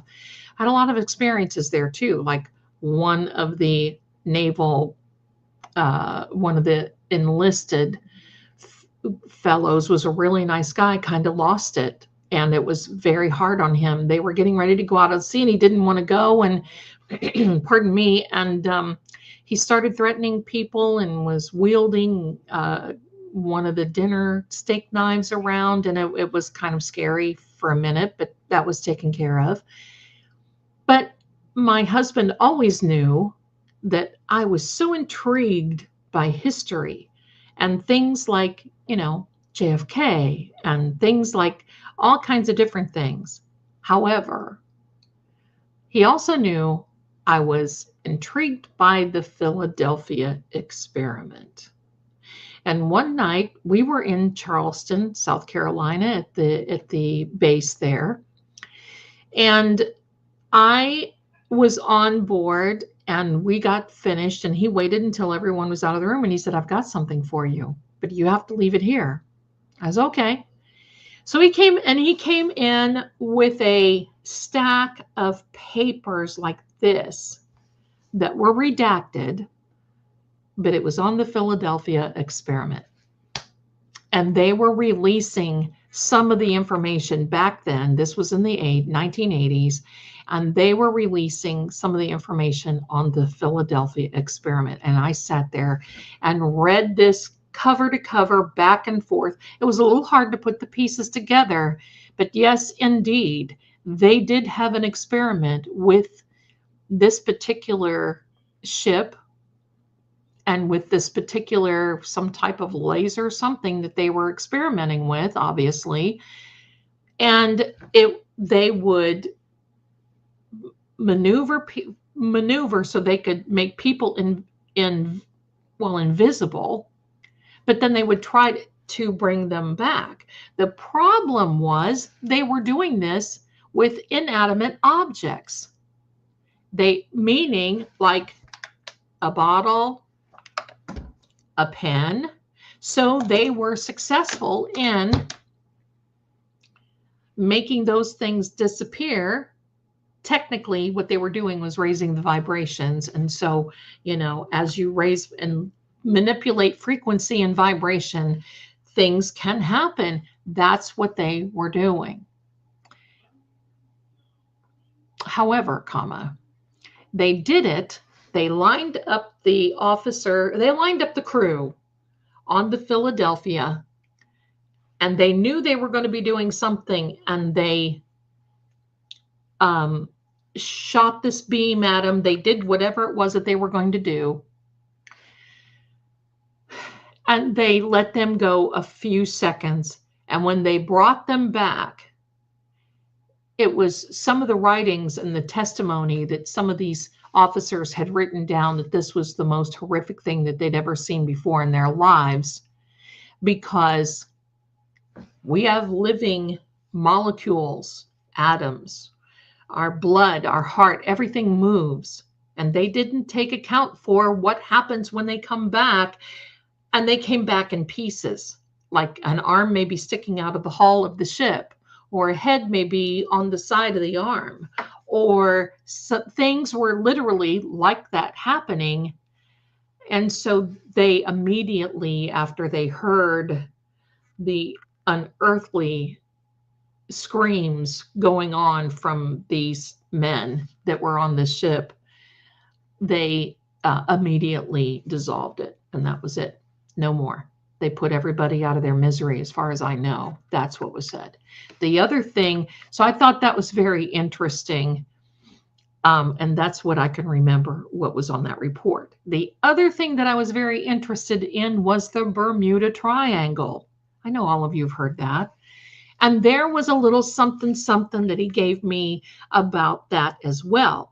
And basically, they figured that the Bermuda Triangle was that like a portal, that it would not, they didn't know if you go into a different time.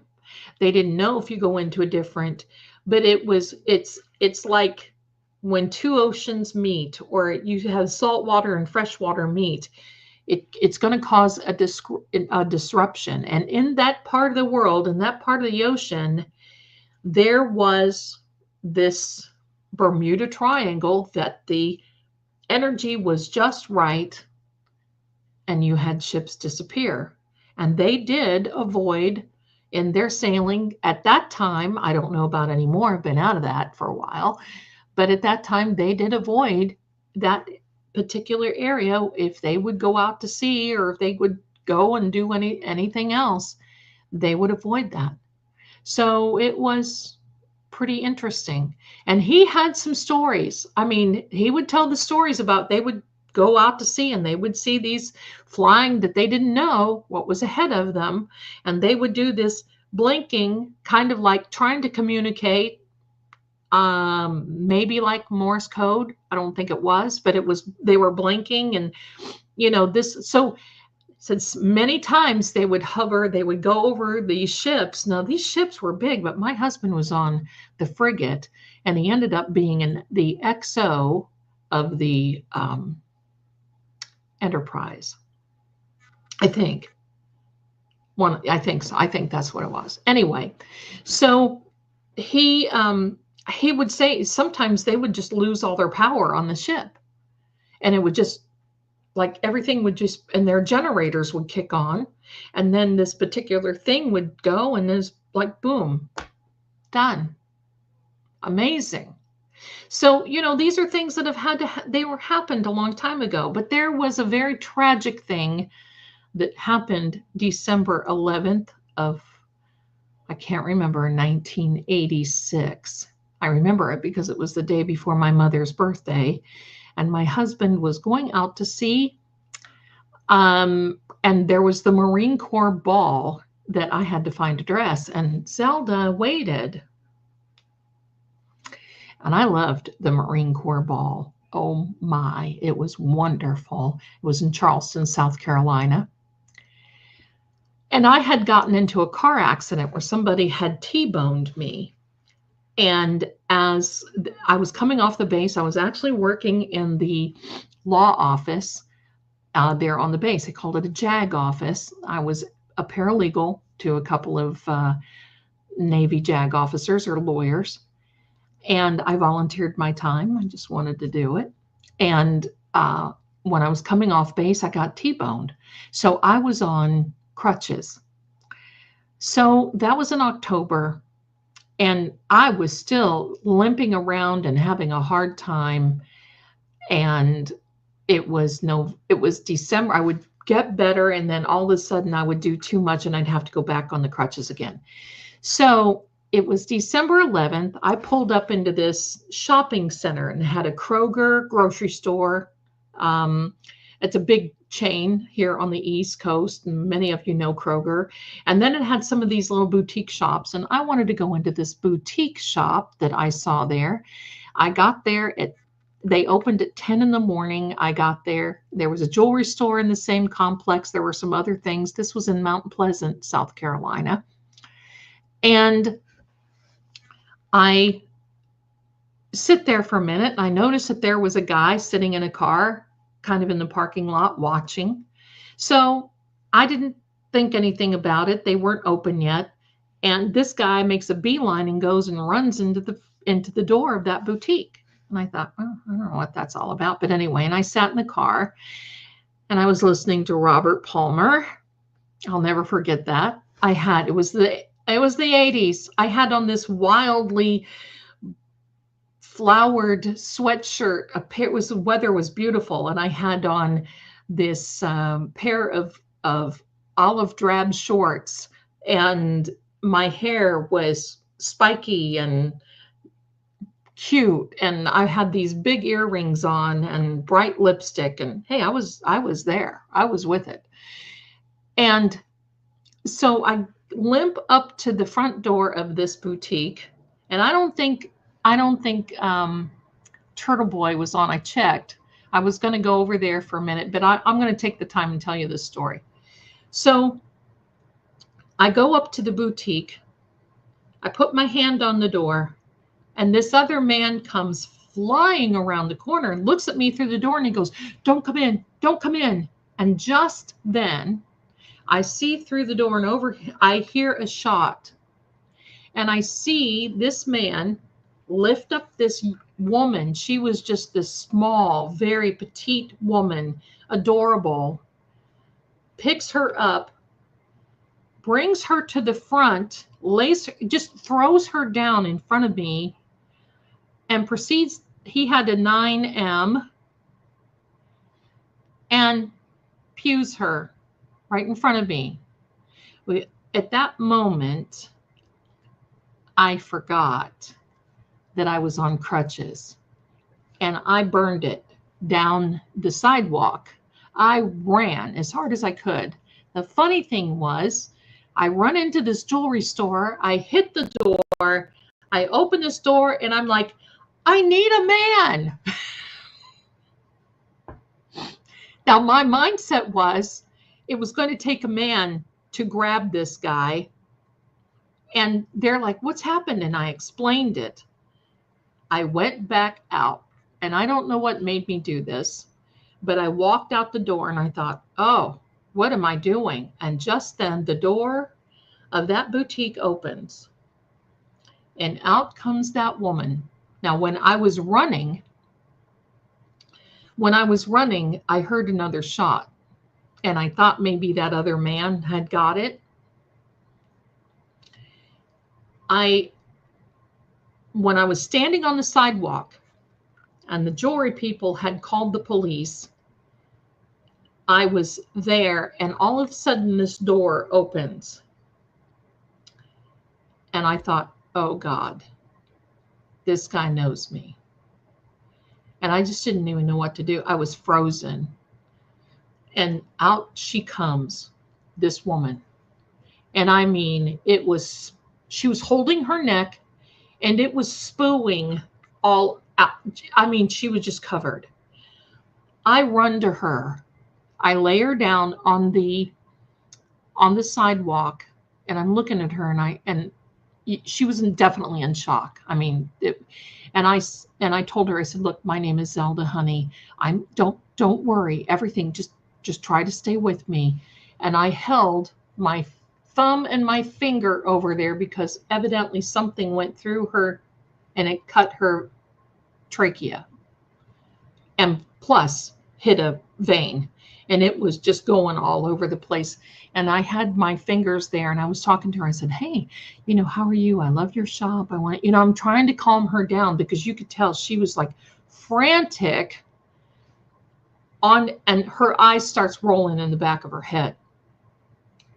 I'm leaning over her, and all of a sudden it hits me. I am the last person who saw this guy.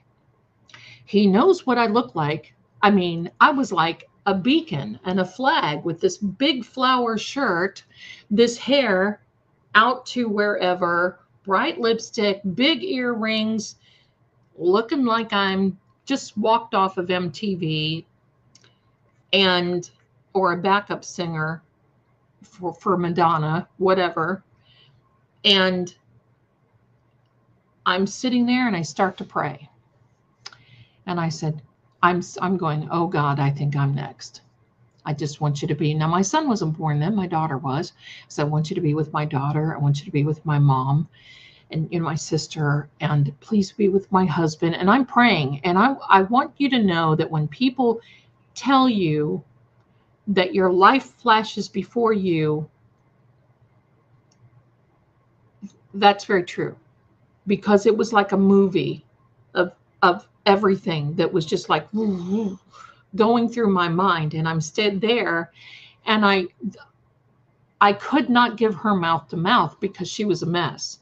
So I'm holding her neck, and it was clear now that she has been passed out. So I'm trying to do compressions on her chest. And all of a sudden, this man that was in the store runs out, and he's like, oh my God.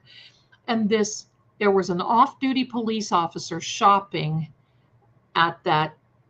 It was a Saturday. He was shopping at that store that morning, and he heard the call come over, and he was racing. All of a sudden you hear the sirens, you hear all this. He raced down that sidewalk, and I mean, I just could not, at that point, it was so hard for me to just be like, I was just freaking out. And this police officer says, okay, the ambulance is here. We need to take you down to this other store. And so I go back to the jewelry store where I burst in and said, I need a man. And the woman takes one look at me, because now I have the red stuff all over me from this lady. And everybody was thinking that I got it too, and that I was just walking around this mess looking like, you know. I walk in, and this woman, I had it. I mean, it was all over my hands. It was on my face. It was all over my shirt. It was in my hair. It was everywhere. And on my legs, because I was on the sidewalk with her. This woman faints in the jewelry store. Boom, down she goes. So they're running to her. This police officer he said, you got to talk to this other guy. And this other man's like, oh my God, yeah. They take me in the back to the bathroom. And I look at myself, and I mean, I lost it. So I'm cleaning up, washing up. I come out. Now they start interviewing, and they ask me these questions. Now, my husband was on overnight duty, and you could not leave unless you had permission from the captain. He was the XO, was going to be overnight duty that night. And so they called him on the ship and said, I'm sorry, sir, but your wife was shot. And so he shows up in his dress blues with his white cap. I mean, hello, how handsome. Shows up white as this, just like, oh my heck. He shows up and he looks at me and goes, are you okay? And I said, yes. He goes, you just witnessed this? And I said, yes. So they get me in the back of this police officer car. And they're asking me, and finally this guy comes up that was there who was shopping and comes over and knocks on the door, and the police officer turns the window down. And he said, "Ma'am, we need to have you come in the store so you can identify." And I said, "What? I'm not going in there. You're out of your bloody mind. This guy knows what I look like. I'll be the next one laying on the sidewalk. I have a family. Thank you, no." Now, my reaction was out of shock, and I feel bad that I said that because she had a family. And he said, "You don't have to worry about him." And so they're pulling me out of the back of this squad car.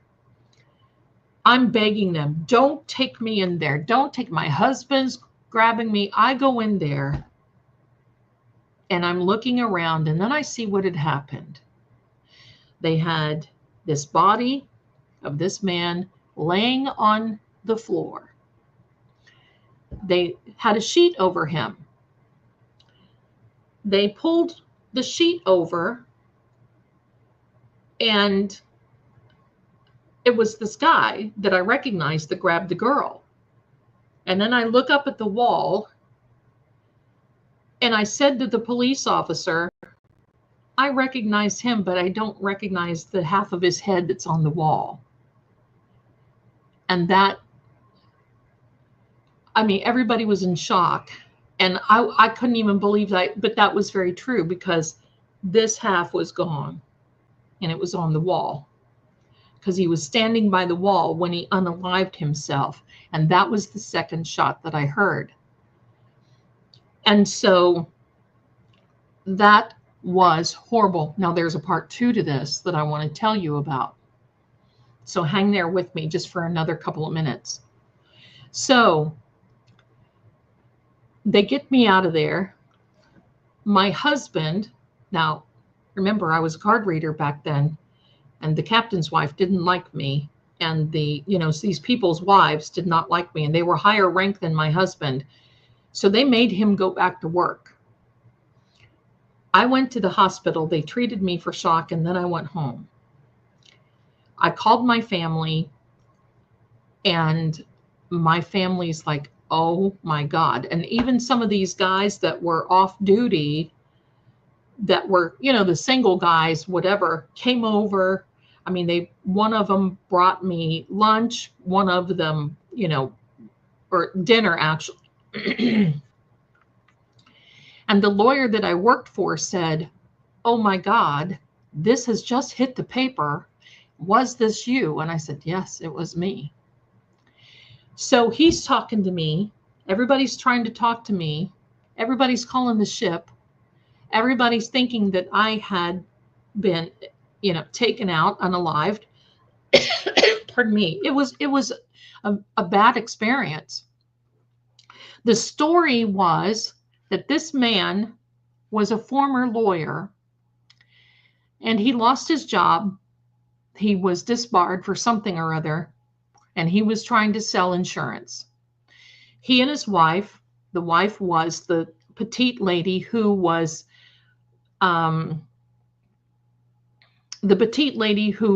the shop owner. They were getting a divorce, and there was a custody battle over the little boy. And the little boy, just as I pulled in, then I remembered, just as I pulled in, I saw it was her mother and the little boy coming out of the shop, and they got in the car.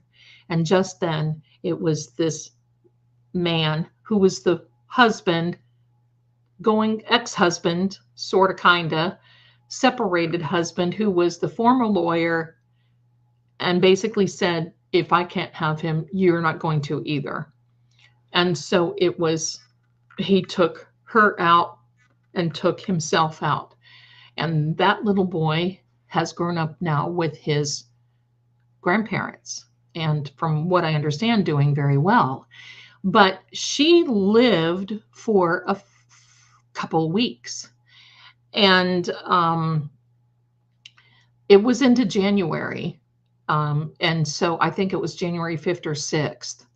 And I was going down to the hospital just about every day. And they finally told me, they said, "She's not going to make it. We're going to pull the plug." I mean, even if she did, she would not even be able to function. She lost too much red stuff. And I said, okay, what do you want me to do? And they're like, nothing you can do. I mean, we don't have a case. These things are unfortunate and they happen. And that was it. So then they pulled the plug January 5th. Now, here's the second part of the story. My husband, our anniversary, we got married December 30th. Not that year, but a few years before. So he had gone out to sea right after this happened. And so I spent Christmas alone and our anniversary alone. My family was in another state. I was there by myself. And I thought I was going crazy. So that night that happened and my husband had to go back on the ship, we lived in a beautiful home that had a dock that was on the bay that we could see Fort Sumter in South Carolina directly from the back deck of our house. So I'm walking around and I don't drink. I never have drank, but I thought maybe I should try to start drinking. You know, it's one of those things. Maybe I need to start drinking. I don't know what to do. I couldn't sleep. And so I went out to the kitchen, went into the living room, and the back wall, it was a beautiful home. The back wall of the home was all sliding glass doors.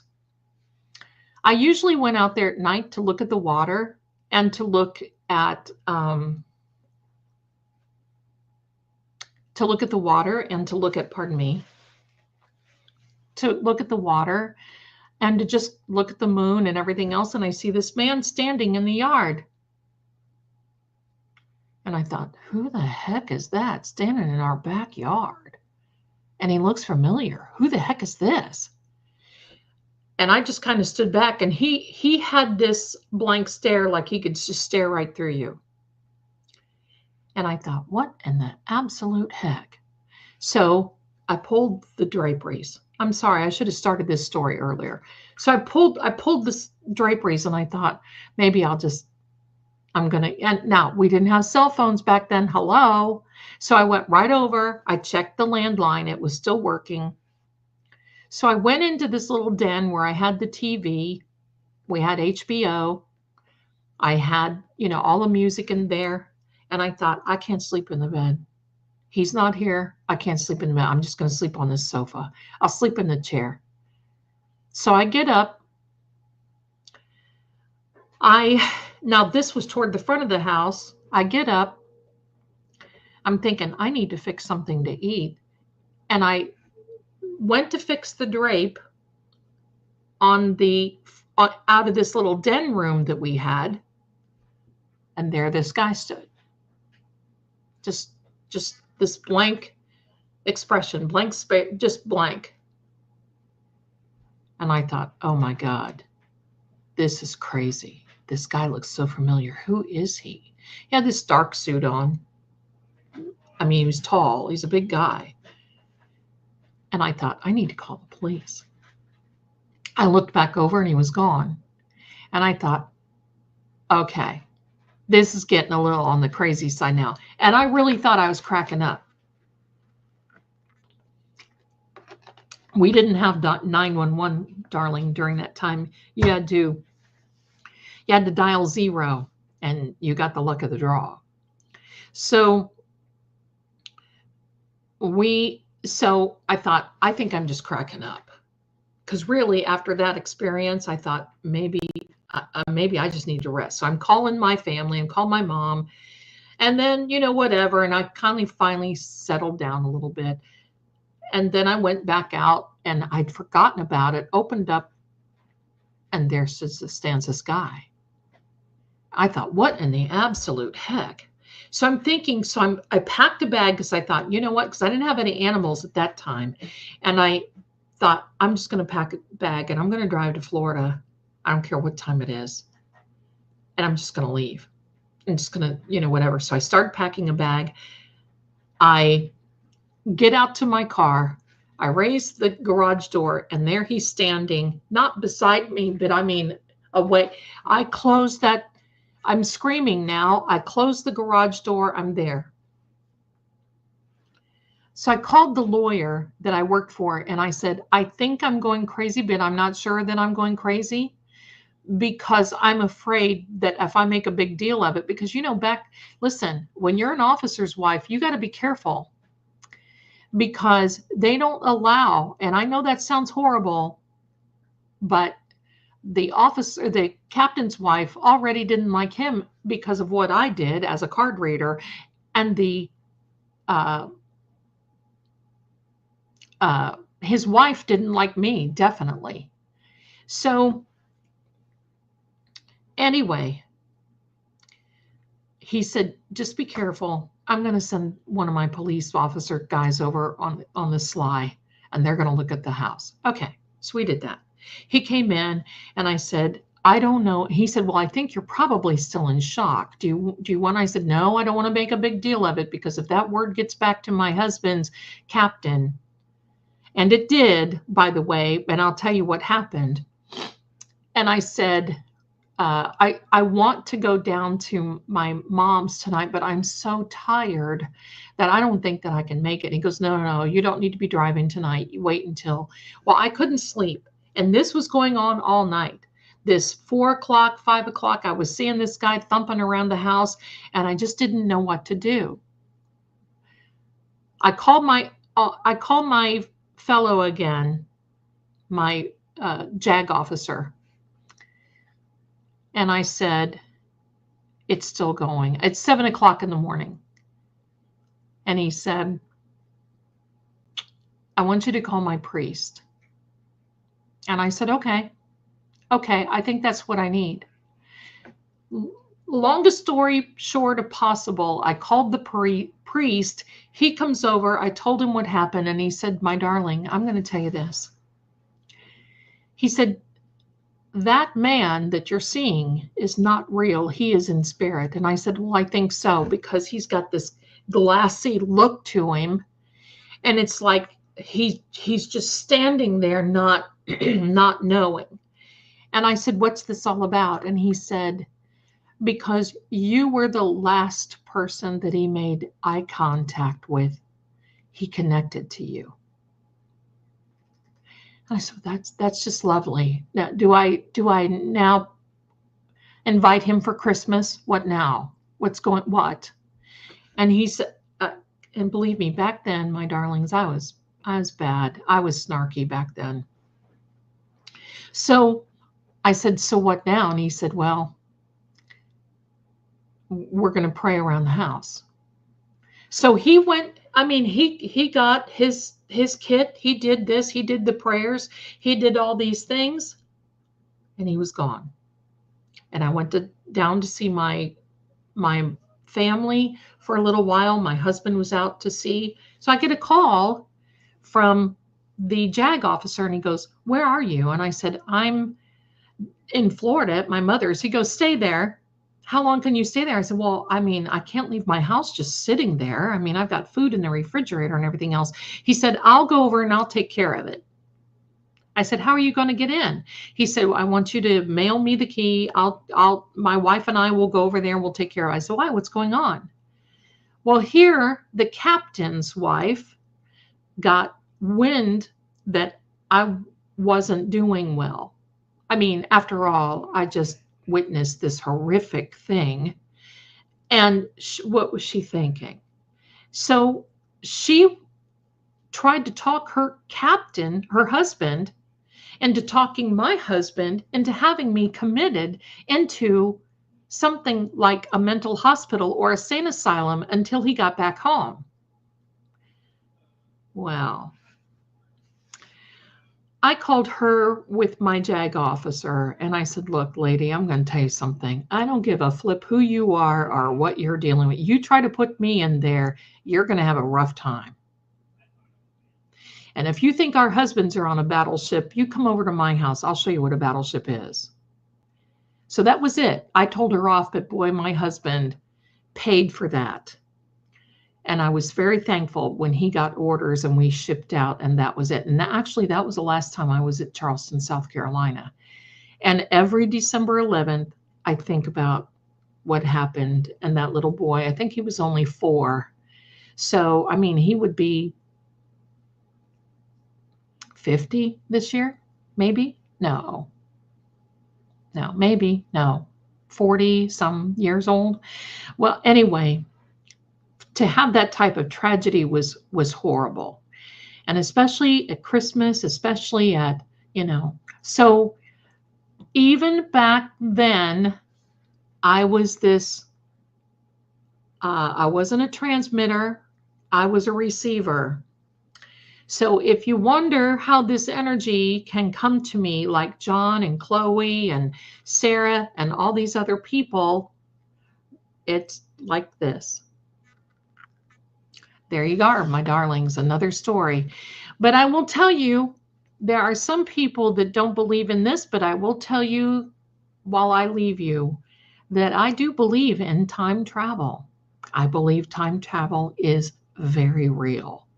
And I follow Nikola Tesla, and I love that. So anyway, my darlings, I've kept you long enough with my stories. Please do me a favor. I'm going to wait here. Put your DNA on the like button, please. Put it on the like button. Here you go, right under there. If you're watching and you haven't subscribed yet, please do me a favor and subscribe. And here we are, the last before Christmas, and then our last time together will be the last one of this year. Can you believe it? Oh my gosh. So I hope Santa Claus is good to each and every one of you. I'm planning on getting a couple of lumps of coal this year. But with all the jokes aside, all of you, have a very Merry Christmas. Don't forget, hit the like button and please have some peace. And then have yourself a merry little Christmas now. Merry Christmas, everybody. Love you. And I'll see you soon. Bye. Thanks for being here, too.